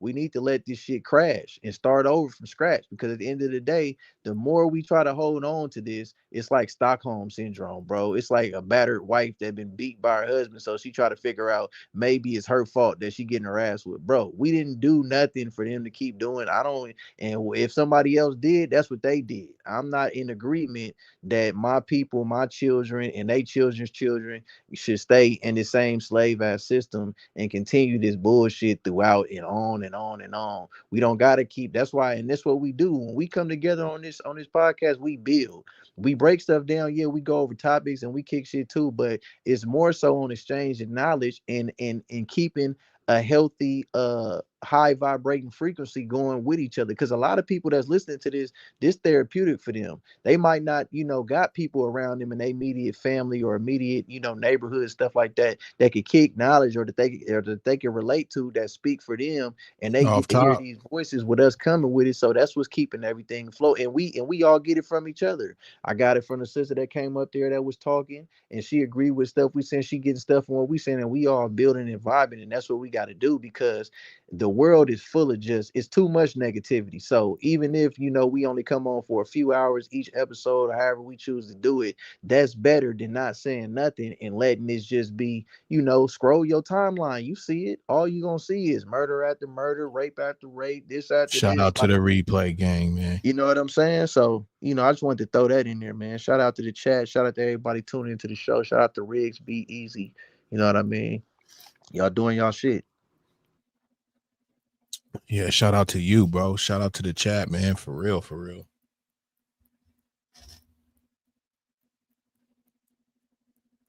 I think this has been really, really dope, bro. Like shit, we kicked it. You know what I'm saying? I think a lot of people got a bar. You know what I'm saying? It was all good shit coming out. You know what I'm saying? I don't think anything was fucking fabricated or anything, bro. So that was dope, man. No, this was a random one. This lightweight been one of your dopest lives, bro. Yeah, it just built and built and built, bro. Like it was crazy. Because it was what was mainly is that's not the direction that you even lightweight was going. Just one little comment, you threw a little monkey wrench in there, and it took a whole different thing. But it seemed like the chat was feeling it. It was feeling it, so I went with it, bro. I didn't try to do anything to change it, bro. Exactly. That's what they call go with the flow. And I don't even know. I haven't even seen Lovely Lady hit the panel, and then she just came up, dropped some bars. So it just kept the vibe, you know what I mean? And that's what I call the energy transfer, right? If you on, and I know that she said she in the beef sector and stuff, and you know me, bro. I'm all for if people want to enjoy those content and shenanigans and stuff like that, but there's the yin and yang, right? You got to have a balance, right? A lot of that content, a lot of that stuff do be funny, bro. Like a lot of that fuckery and stuff. Some of the stuff is entertaining, but you can't be overly consumed with it. You know, too much of a good thing, too much of a funny thing. You know what I mean? You don't want to overindulge on that, right? Enjoy it, but ultimately enjoy building as much as you do being entertained, right? Enjoy enrichment, empowerment as much as you enjoy entertainment. Many people haven't reached that point yet. They want to just be kind of mindlessly entertained. They listen to some Sector Space, then watch Netflix, then watch some sports, then play some video games, and then go to sleep and wake up and do it again. And then you talk about, oh, I'm tired, or it ain't enough hours in the day. Yeah, it's not enough hours in the day for you to live like that.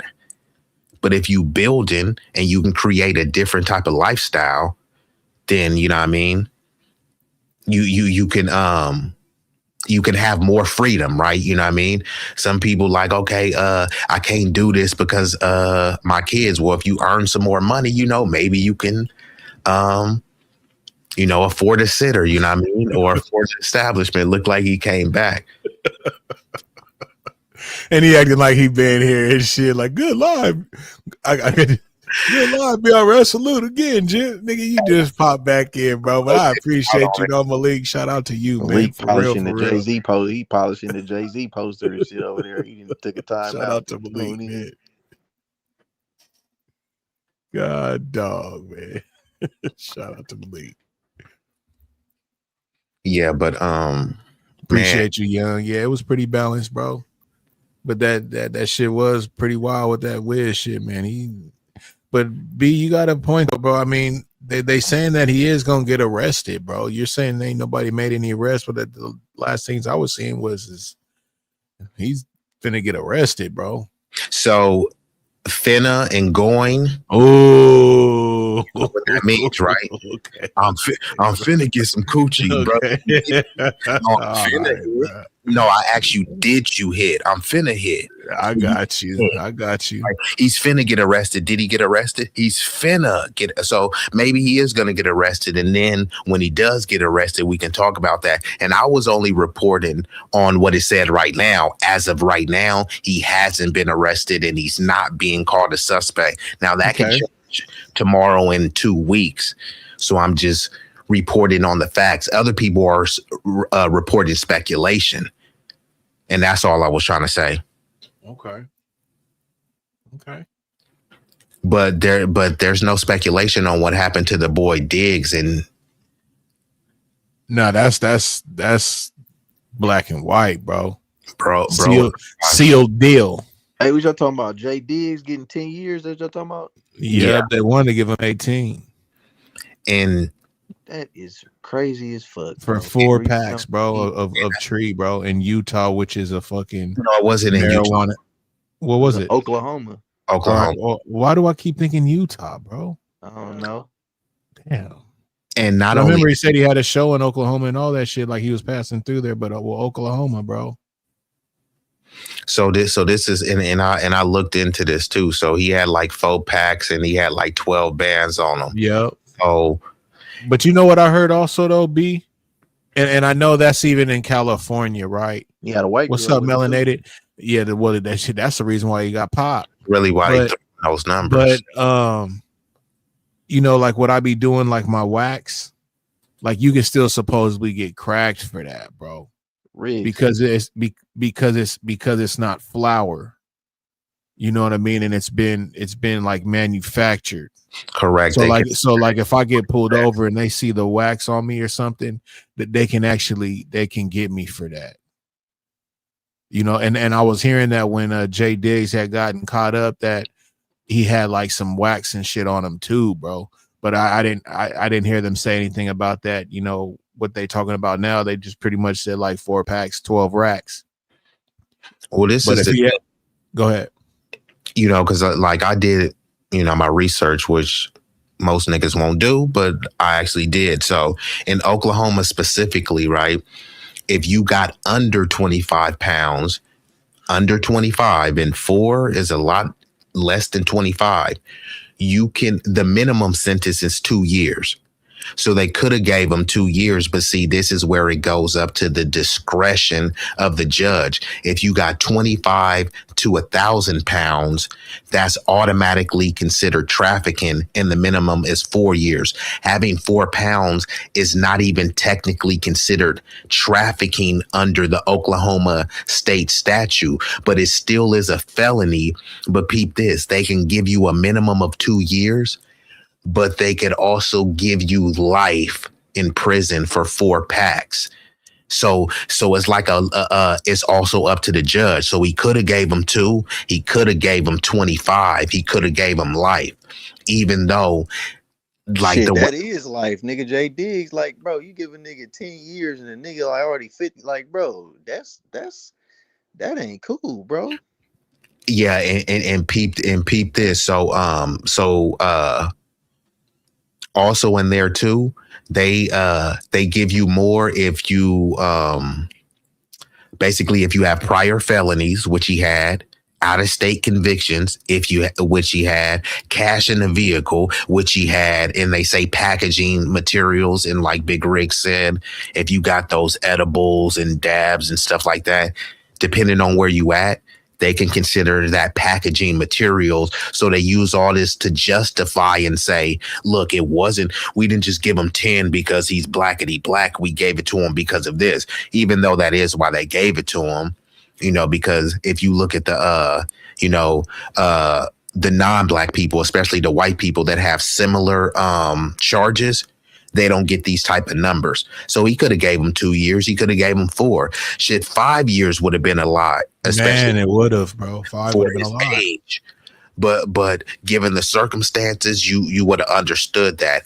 Even when you look up, they're saying like 10 years is harsh, but they're saying it's not unusual in Oklahoma, because in Oklahoma, it's, you know, just like every other place, it's a lot of anti-blackness. So it's always up to the discretion of the judge. And they like to make examples out of people, especially like if you were the judge. I was the judge who locked up Jay Diggs, even though he may not be a household name in Oklahoma, to these law people that are, you know, taking notes and, you know, got their little black book. It does. And out there, bruh, Big Rig, me and you was talking earlier about 50%. In Oklahoma, they say you need to serve 85% of your time. Oh, really? Really? That's 8.5 Wow, years. man. Yeah, that's bad, bro. And like I said, you know, Jay Diggs, he a little older than me. So he's probably pushing about like 54, 55. So if you want to go ahead and tag on 8 on that, bro, like that's bad, bro. That's bad, my nigga. Yeah, I just checked 55. And that should be a lawsuit, man. This is some prejudice, racist ass shit, man. Doing that nigga like that for some weed, and this ain't like this in the 90s, bro. This in the 2000s. This is 3 years. No, this was the cold part. Trump today, I think he signed something to reclassify weed, because right now weed has been classified the same as heroin. So they saying made it a level 3. Yeah, so and they need to just totally decriminalize it. But they're saying that, but this is how a lot of these places, they boost their economy by locking niggas up, because also they get funding. And don't take my word for it. Anybody type in, how much does a U.S. taxpayer have to pay per prisoner? In different states, it's different amounts. But for California, for example, we're paying upwards of $80K to $100,000 per prisoner. Now think about this. They'll lock me, John, Big Rigs up, and the taxpayers will be on the hook to pay $80,000 plus to lock up John. But they won't give John $20,000. Hey, look, man, stop being a jailbird. Here's $20,000, but you got to make sure that you spend it in this right way so you can get your life started. They won't do that, but they'll charge the taxpayers hundreds of thousands to lock somebody up. Right. Give me 1 second, B. Hey, shout out to y'all, man. I appreciate the Cash App, man.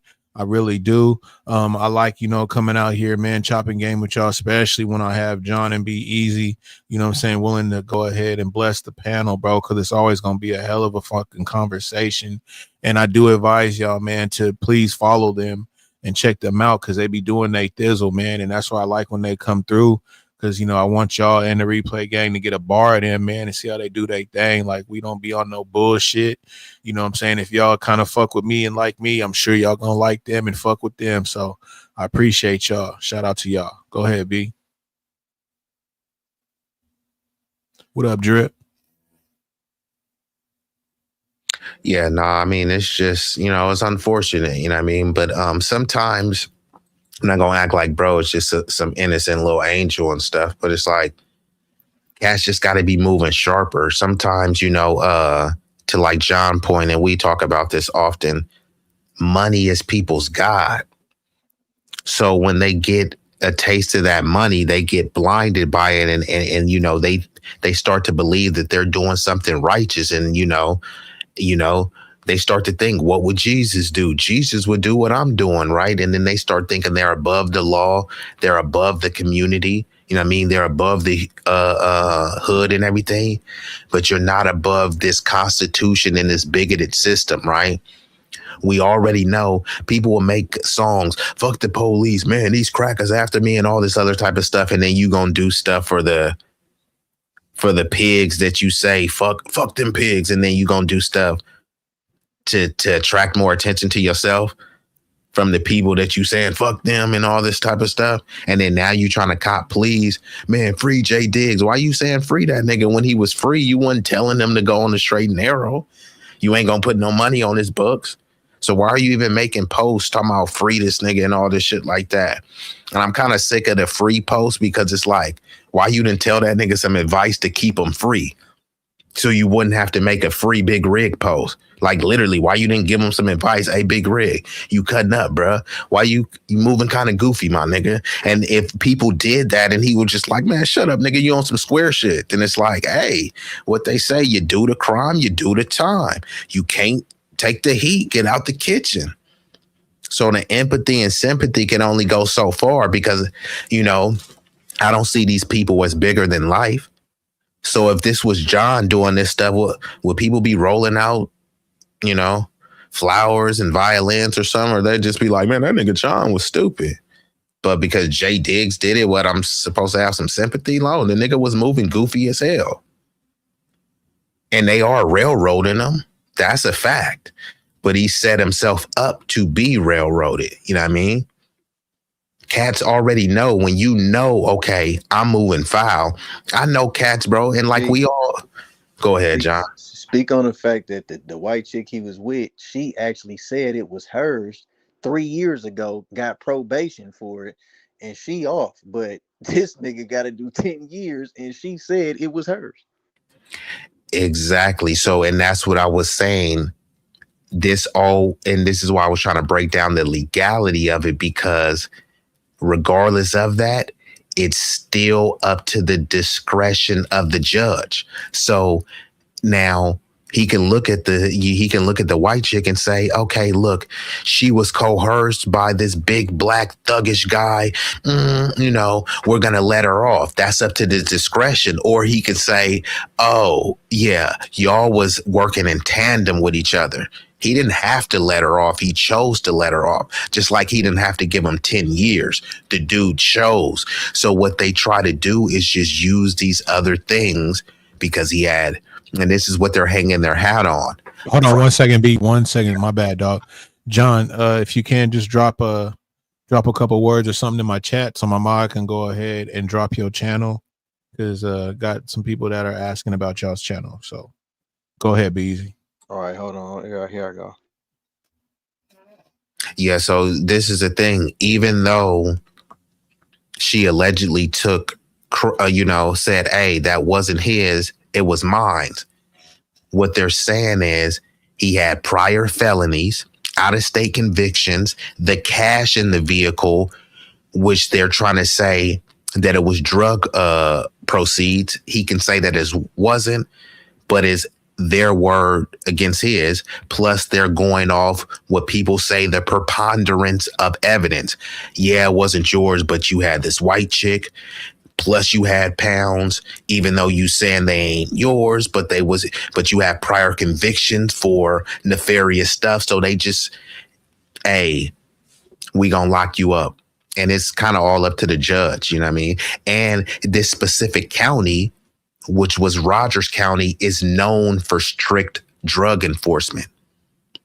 And that's where Jay Diggs got caught up at? Correct. Roger County? Yeah. And you said they're known for having some strict policies over there? Correct. Oh, shit. Go ahead. Yeah, no, and like I said, and anyone could look this up. You know what I mean? Like I took the liberty of doing that for you, but yeah, check that out. And I'm just blown why they saying like that. They usually require. They said they have an 85% rule. 85% of 10 years, 8.5 years. So at the least, he's gonna get out when he's 63. Shout out to his mom making his character look fucking pretty much outstanding to the judge, bro, because they was fixed on giving him that 18. She spoke for him, and they could have gave him life. That's what's wild. But man, 18 and in life and nigga 10 years for 4 packs, bro. For 4 packs, bro. Wild. Man, that's life, bro. That's fucked up. And see, well, and at his age, bro, you know what I mean? It's like, what the fuck? What are we doing? Yeah. And this is the thing, bruh. And especially with weed, right? The people that he's selling to, right? It ain't no like gang wars and shootouts, right? The people that he's selling it to is just probably just some, some stoners that just want to smoke a blunt and you feel me? And listen to some jams, you feel me? Look, we're going to cut the bullshit, bro. We're going to cut the bullshit. We got all that, right? But the real thing, bro, is his motherfucking co-defending, dog. Why do these motherfucking punk ass motherfuckers, bro, put themselves in these motherfucking trick bags, bro, with tricks, my nigga?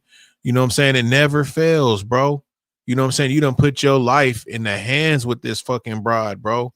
And she done fucked around and dropped the fucking ball on you, of course. You know what I'm saying? And it's like these motherfuckers, bro, they get themselves in position. They get their money right, their houses right and everything, but they still make it. She didn't. Took the charge, no, though. she Like, didn't. No, she didn't. I swear it said she pled that the shit was hers and she got sentenced Right. to probation. And then something else happened, and it's like she retracted all that shit. Oh, see, I didn't know that. Oh, yeah. That's why he's in the situation he's in. You don't hear shit about her, bro. And that's what I'm saying. Like, it's like these motherfuckers, bro, like they get their money together, their house together. You got a nice spread out there in Hawaii, dog. You know what I'm saying? The Russell was out there, you know what I'm saying? And I seen the little video and shit, dude living, bro. Hey, and it's right like there, you done fucked all that off, bro. Look how fucking around with these fast like ass, goofy ass broads, bro. Like you still it back in 2004, nigga. You know what I'm saying? Like, what the fuck are we doing? And these brides ain't even super bad or nothing, nigga. Like, it's like, look at what you surrounding yourself with, bro, and look at the situations you putting yourself in. These motherfuckers need to cut the shit, bro. You know what I'm saying? Like, I feel bad for him and everything, but at the same time, bro, the way you move and shit, bro, and always trying to pop it and shit, bro, you ain't popping shit, bro. You over here moving goofy as fuck, bro. You ain't moving correctly. You got kids and all kind of shit, bro. And this is what the fuck you doing? What the fuck is you doing even with faux packs anyways, bro? Faux packs out there, what bro. is this Faux gonna do packs, for bro. what that's gonna mean for the legacy of Thiz and all that shit now? Because he the one, wasn't he like the head? Well, I mean, half of that been to the Mexicans anyways. But the thing is, though, is fucking faux packs, bro. You know how much how cheap fucking Tree has gotten over the years, nigga. This ain't 2005, bro. Not in Oklahoma though. They still paying those. But didn't he say it was a marijuana state? No, it's not a marijuana state. It's a state that has strict enforcement. Oh, well, he's fucked. Well, when he was talking, but see, that's what I'm saying, B. When you look at the when he came out of court the first time or whatever, he's talking about, hey, you know, like, I'm gonna figure this out. This is a marijuana state. Like, how am I getting caught up for this shit out here? You know what I'm saying? And this is a marijuana state. That's what came out of his mouth. So, like, this shit got me all fucked up because that's what I'm like, what the fuck, bro? That's what I was like. I'm gonna have to check that out. But even sometimes, even if it's a marijuana state, sometimes states have specific counties. In this county specifically, Rogers County is known for kind of locking cats up because not every state, just like for instance, not every city has the same minimum wage. You know what I mean? Like LA is gonna have a higher minimum wage, but so maybe what you can have on you is probably different out there. So maybe the 4-packs could have been over the line. Maybe you can only have maybe a zip or so. You know what I'm saying? I've seen that on like cops and shit where they say, yeah, you good as long as it's, you know, like the old school rules under a zip. You know what I mean? You good. I looked that up. So maybe I hear what he's saying because technically you can have up to 25 pounds and that's God. No, seriously, that's not considered trafficking. That's what I'm looking at. It says anything under 25 pounds is not considered trafficking under their statute. Anything over 25 to 1,000 pounds is considered automatically trafficking in Oklahoma. It better be shit. So I guess that's what he means by it's a state, because that does make sense, right? If y'all saying anything under 25 pounds is not trafficking and he got 4 packs, yeah, he shouldn't have had it out there. But still, you know what I mean? Yeah. And then again, the prices of Tree has dropped tremendously, bro, especially if you're in a state to where they allow that. You know, I remember when packs was like 4 racks, dog, 4,500. Now I ain't even gonna speak, but the shit crazy, bro. Go ahead. It's still gonna be more out there in Oklahoma, but yeah, true. Yeah, especially if you're bringing out some of that Cali and all that type of shit. You know? Hey, so if you get caught with 4 pounds in Oklahoma, right now, what is like for the charge? It's way lesser. No, it's up to and this is where it gets tricky. It's up to the discretion of the judge. And this is what they say on the Oklahoma statute. If you have anything under 25 pounds, that's not considered trafficking. It still is a felony, and the minimum sentence is 2 years. So he could have got 2 years for this, but the maximum sentence is life. So it's up to the judge. The judge could give you 2 years or the judge could give you life. It's all up to the judge's discretion. But if you have over 25 pounds, the mandatory minimum is 20 years. But they was trying to get that boy 18, bro. And that's what I'm saying. They could have just gave him 2 and sent him on his way, but it's up to the judge. And this is why I was telling you all that other stuff, because this is what they throw in to say This is what justifies it. He had prior convictions, out-of-state convictions. He had And money. that makes a difference. That does make a difference. Yeah, and by their statute, this will justify the enhancement. At least that's and enhancements are a motherfucker. Enhancements are a motherfucker. And they love to throw any enhancement on you. And now they don't have to throw it on you. But like Z Sarah is saying in the chat, you know, the prisons are the new plantations. So that's why they said slavery was abolished except for prison labor. So that means it wasn't really abolished. It's just a different form of slavery. Chattel slavery is property slavery. You have no rights. You know what I mean? You're inhuman. The prison slavery is like, yeah, you know, you have rights. That's why, you know, we're going to give you this number. But, you know, you're just enslaved in a different way. You know what I mean? But you're still property. What do they call you? A ward of what? Yeah. The state owns you. That's what they're telling you. They don't say, are you a ward of your mama? They don't call you the son of your mama. They say you're a ward of the state. That means we own you and you got to do what we tell you to do. That means if we say, hey, you know, cats like to pause, right? Like Malik and all this shit, going to that's the ultimate pause. Hey, bend over and call for me. Is that not as pause as it gets? What real nigga would sign up for that? Bruh.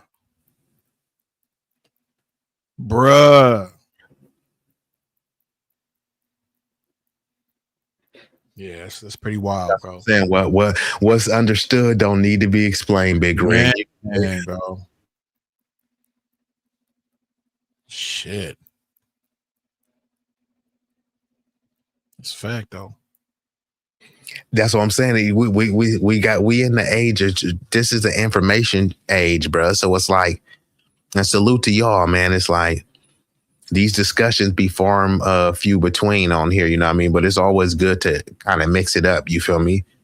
You know, have some of the shenanigans, but also have a lot more of the sophistication. You know what I mean? So that's really what it's about. But also, it's like to show like this stuff ain't really worth it, bro.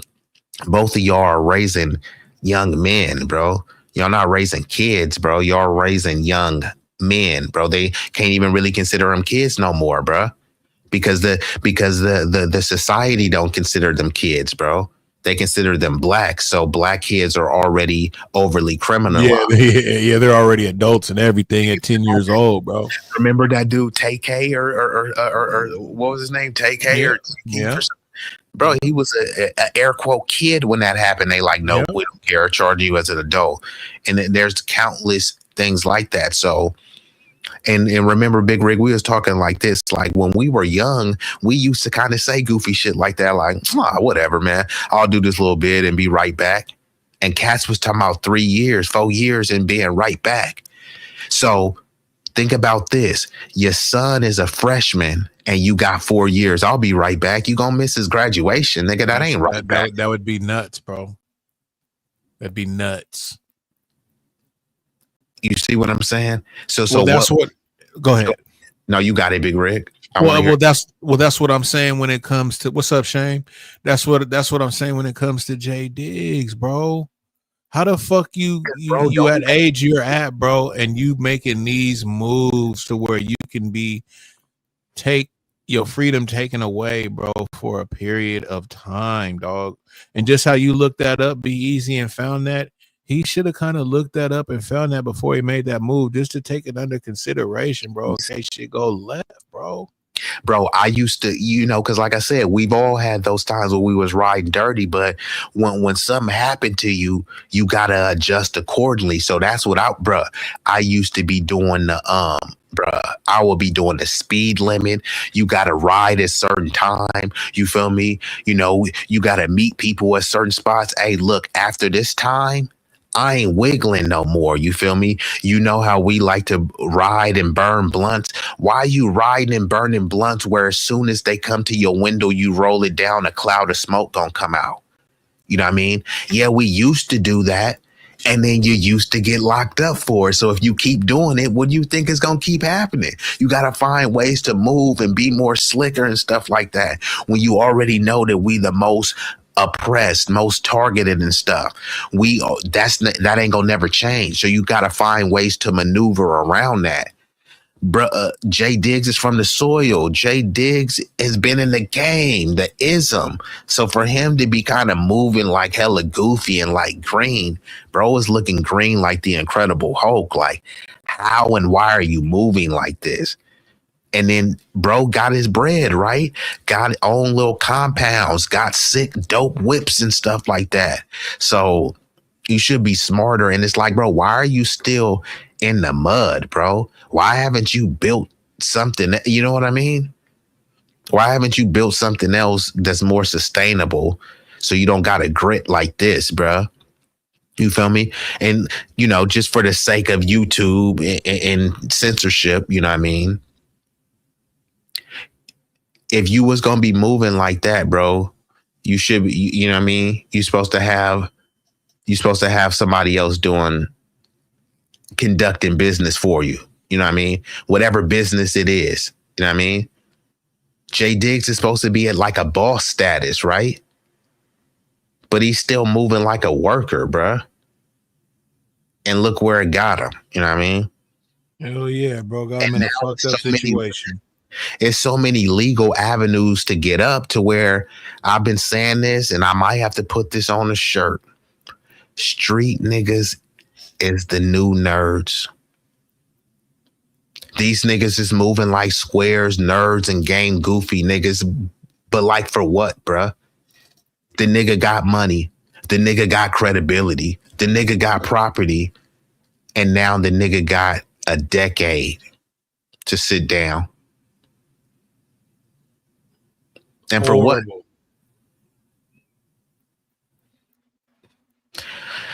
It's unfortunate, bro. He had to do the deep side too. It is, bro. It really is, man. It's ugly for Brody. It is. He gonna cry in the car. Yeah.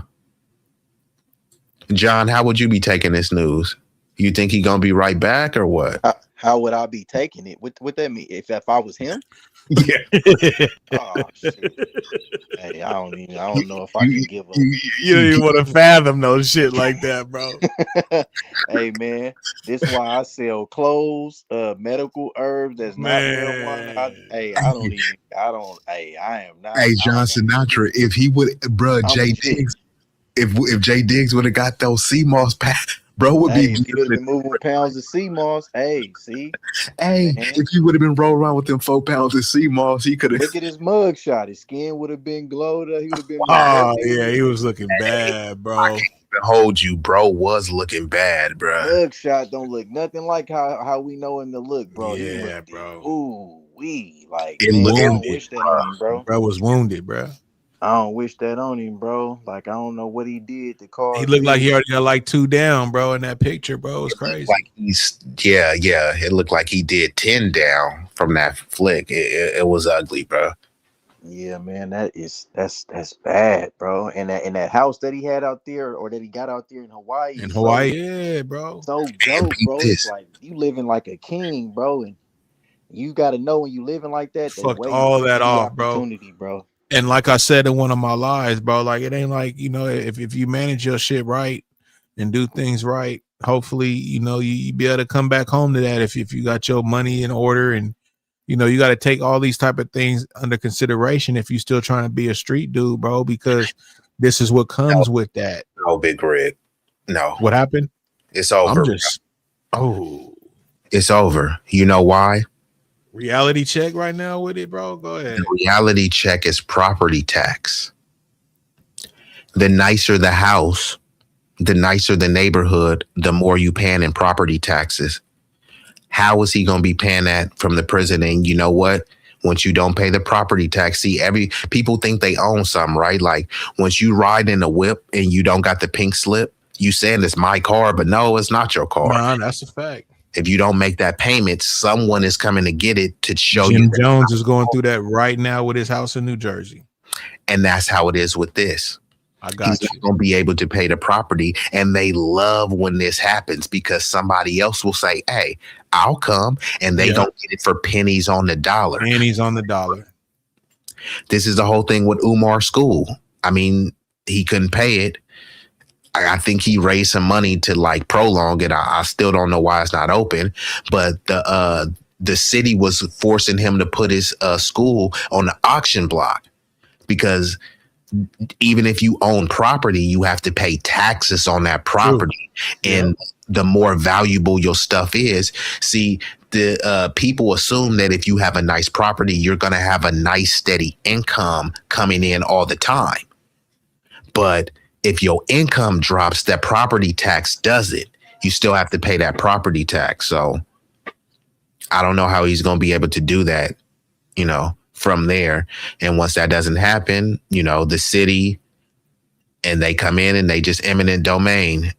And after 10 years, they would love to do that. It ain't even going to take 10 years. You know what I mean? They got all sorts of laws and paper stuff to like get you up out of there. They love these situations. They love crime in areas too. All the areas they complain about crime, they love for the crime to happen because then they say nobody wants to live there. But hey, we'll buy it up for pennies on the dollar and then no crime happens there. They make sure they tear it down, rebuild it up. They got security, surveillance everywhere. And that's what you see. Do only one. That's what you see. That's how neighborhoods get gentrified. So when you go, you like, man, this area, they used to turn up over here. That ain't happening no more. Now it's all strip malls and, you know, snow bunnies jogging with their little Yorkies. Right. That's you right, bro. That's it. What's up with it, John? You good? Yeah, I'm here, bro. I'm trying to hook up this charger. My battery low right quick. Hold on. Well, yeah, we can get ready to shit. We got like 3.5 hours in, so we can get ready to shut this down. But it was definitely a great stream, bro. Shout out to Lady Love coming through, man, and blessing the panel. Like that's the type of shit I like, bro. Is when I can go live and somebody drop down, feel comfortable, and you know, pop their shit or whatnot. Like that's dope, man. She from the sector. I encourage it. I encourage it, bro. I encourage it.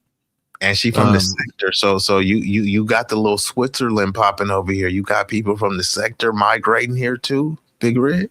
And that's what I'm saying, bro. Like, even though there's a lot of bullshit, you know, I'm just glad I get the people that be with some real shit, though. You know what I'm saying? They ain't just tripping all on somebody getting cussed out. And yes, it's entertainment, bro. But this is entertainment too, man. And you get a little bit of game, bro. Like some good conversation that you can add to. You don't want to add to that shit when somebody getting cussed out because now you done put yourself on the chopping block. You feel me? So you can't add to that shit. But this shit that we got going though, you know what I'm saying? You for sure can jump right in. You gonna end up on Sincere channel, or you gonna have to explain your case. You gonna have to hell yeah, nigga. You know what I'm saying? And that's just for being cool with somebody, bro. Like you didn't even really do nothing. You just cool with somebody, bro. It's like crazy, my nigga. Or if you get that commentary, those little trick questions, cats do be asking them loaded questions. And you gotta be ready to come with a fucking either a loaded answer or a non-answer, nigga. You feel me? Straight up, bro, because they'll try to put you in some bullshit, dog. Fast. Now, if you want to be that guy and get like 100 in your chat and be like that one that's just like, you know, going hard, go ahead and cuss somebody out and call them a bitch. You feel me? You get all of that. You get all of that, bro. But you gonna get everything that come with it. What it do, Raymond? Appreciate you. You gonna get everything that come with it, bro. He got that light, and I like how he moves. So I come over and be in the clouds. That's what's up.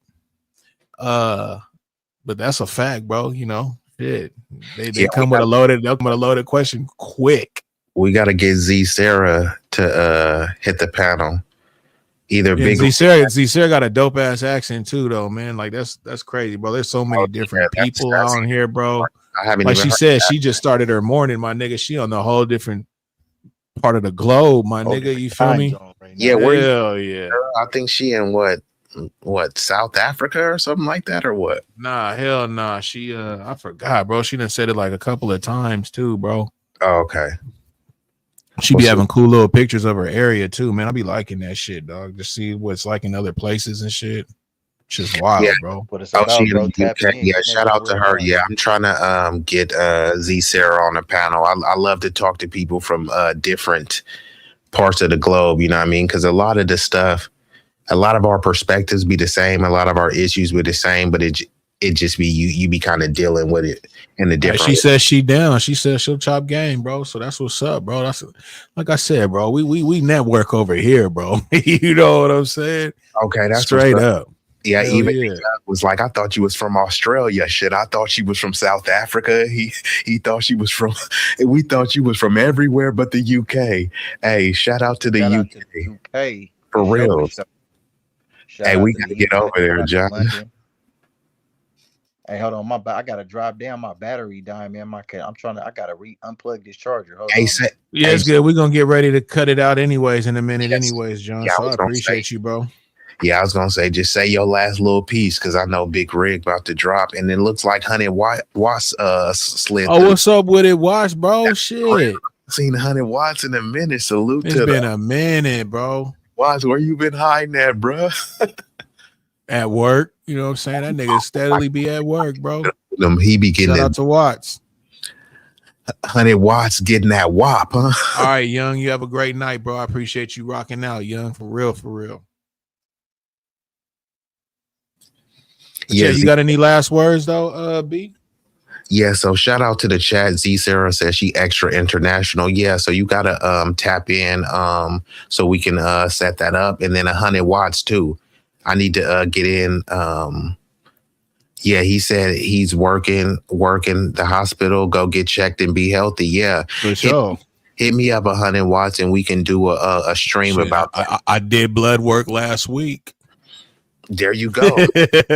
I did blood work last week. So thanks for the advice, 100 Watts. So yeah, tap in with me. We can do something. I'm working on like a health summit, so we talk about this stuff. You know, because they say health is wealth. So you know we can keep that. And this has been a fruitful stream, bro. So I appreciate you, man. You know, you appreciate you, bro. And yeah, man, you know, this weekend, you know, I'm gonna go live on, you know, impromptu, don't know when, but I know that. Well, yeah, if you get down tomorrow or something, let me know, bro. Let me get down tomorrow for sure, man. You definitely inspired me. And then I'm gonna see if you know, some of the crew comes through. But yeah, I appreciate the chat, man. I do like y'all had some great energy tonight. Y'all was dropping some information. You know, you can learn from a baby, man. So I'm always soaking up game. I teach, but I'm also willing to be taught, bro. So everybody that comes here, bro, I'm listening and I'm learning something from them. So Only One Sosa, Melanated, Lovely Lady, 100 Watts, Z Sarah, Sincere, Raymond. Who else came through? Of course, the lovely Vibrant, and anybody else, man. I appreciate y'all and keep being great. I'm gonna go ahead and drop down and let you shut her down. That's what's up, dog, and continue to fuck with Sincere, man, and hit her panel, bro. Y'all be fucking with it, bro. That was a good stream the other day, bro. I was fucking with it as long as I could, bro, because y'all was some late night ass niggas, bro. But I was with Sincere as long as I could, and then when I went back and watched her thing. She did like damn near like another hour or two after. Yeah, dog, Sincere been on it, bro. But she also her. You know, she don't give a fuck, but she been getting motherfuckers in the chat, bro. I've been like, all right, Sincere. Shit. But I appreciate you though, bro. Let me know if you get down tomorrow, you know, get at me, man. You know, for sure, slide on you, share you out the whole get down. Hey, I appreciate it. I shared you out too. So I'm gonna go ahead and drop you. Appreciate you. All right, shout out to everybody, man, that slid through the night, man, for Fuck It Up Fridays. You know what I'm saying? It was cool. We got 3 hours and 30 minutes in, bro. You know what I'm saying? I did my hour with y'all, and then y'all got 2 hours of open panel, my nigga. That's good, bro. That's what's up. Shout out to Lady Love sliding through. You know what I'm saying? Shout out to everybody in the chat that was, you know, chatting. Feel me? Like, hey, we don't be hella thick and everything, but my chat be moving though. You know what I'm saying? We definitely ain't boring up over here, man. We do our thing over here. We make it happen, man. We definitely keep shit, you know what I'm saying, positive, you know what I'm saying, and that's just what it is, bro. You know, sometimes you need to have something cool going on. It don't always got to be some bullshit. So I try to bring that to y'all. Shout out to you, 100 Watts, man. Hope to see you again. Shout out to you, Sincere. You know what I'm saying? I've been seeing you, Sincere. You doing your thing, man. And, you know, fuck what everybody else say. I like the way you move. When you ride with somebody or rock with somebody, that's what it is, man. You can't let nobody sway you or anything. The one thing that I was going to say, I'm not going to be on it too long just because I've seen Sincere, but, you know, there's certain things with me, man, that, you know, you won't get too much out of me. If we haven't, and I'm big on conversations, y'all. I love having conversations with y'all, and I love it. But, you know, certain things that you say, it's not going to fly with me. And, you know, certain keywords like, you know, my opinion, or certain words like my truth, that's going to end the conversation with me really fast. Because if I'm having a conversation with you and you're telling me something and you're basing it on your opinion or your truth, then there's nothing I can do. Like it's set in stone. You know what I'm saying? And me, when I have conversations with people, those are things that you'll never really just hear me using. If we're having a conversation back and forth with each other, you're not going to hear me say, well, hey, that's my opinion. I have to base it on some type of fact. You know what I'm saying? Because everybody got an opinion. So it's just whatever the fuck. What the fuck can you base off of that? So, you know, that's just something that I put out there. You know what I mean? I don't do it. You know what I'm saying? I know sometimes when I have Malik up here and he told me I was, you know, over talking him, and, you know, there's a reason for that. You know what I'm saying? Because I know how I am. I'm a straight shooter. If I'm asking you a question and you're just fucking dancing all around and shit and playing with me, it ain't gonna happen. I'm gonna fucking talk all over you. I'm gonna probably shortstop you and all kind of shit. You know what I'm saying? I don't give a fuck, because obviously you don't give a fuck if you ain't answering my motherfucking question. And that's just with anybody, bro, because I'm gonna be the same way. If you ask me something, I'm not gonna play with you. I'm gonna be straight up with you. I'm gonna answer your question. If it can't be a yes or no, I'm gonna give you the yes or no with a motherfucking explanation. You know what I'm saying? But that whole thing with the opinions or my truth, you will never get that out of me when we have a conversation. If you ever have a conversation with me and you start running that shit, I'm minusing that shit right off the top. I'm not fucking with it. You know what I'm saying? At all. That's just, we gonna go around so many motherfucking avenues with that. It don't even make no sense. Shout out to you, Sincere. Much love. I like how you move. Again, you can't let nobody tell you who you fuck with and how you fuck with, because on some real shit, everybody around this motherfucker be lying, bro. You know what I'm saying? Real talk. You know what I'm saying? It's like it's almost like you gotta lie, bro. You know what I'm saying? Because if you standing on truth all the time, motherfuckers ain't gonna like you. You know what I'm saying? They're gonna think you boring. They're gonna think you full of shit. They're gonna think all this old other shit. So you damn near gotta lie and say some old bullshit. You know what I'm saying? Around these parts, it's crazy as fuck, bro. But you know what I'm saying? I appreciate all y'all, man. Over here on the block, man, that's how we do it, bro. We keep the shit respectful. You know what I'm saying? I advise everybody, man, if I ever drop my link, please hit it, man. You know what I'm saying? You ain't got to worry about no bullshit. We respect everybody, man. Just keep the shit G, man, and respectful. I'll see y'all Sunday. We're going to rock the fuck out. You know what I'm saying? It's going to be right before Christmas. Like I said, the table's like, hey, man, let's, you know, talk about some Christmas shit, man. And, you know, growing up and all the good times, whatnot. I was like, man, I could feel it, bro. I could feel it.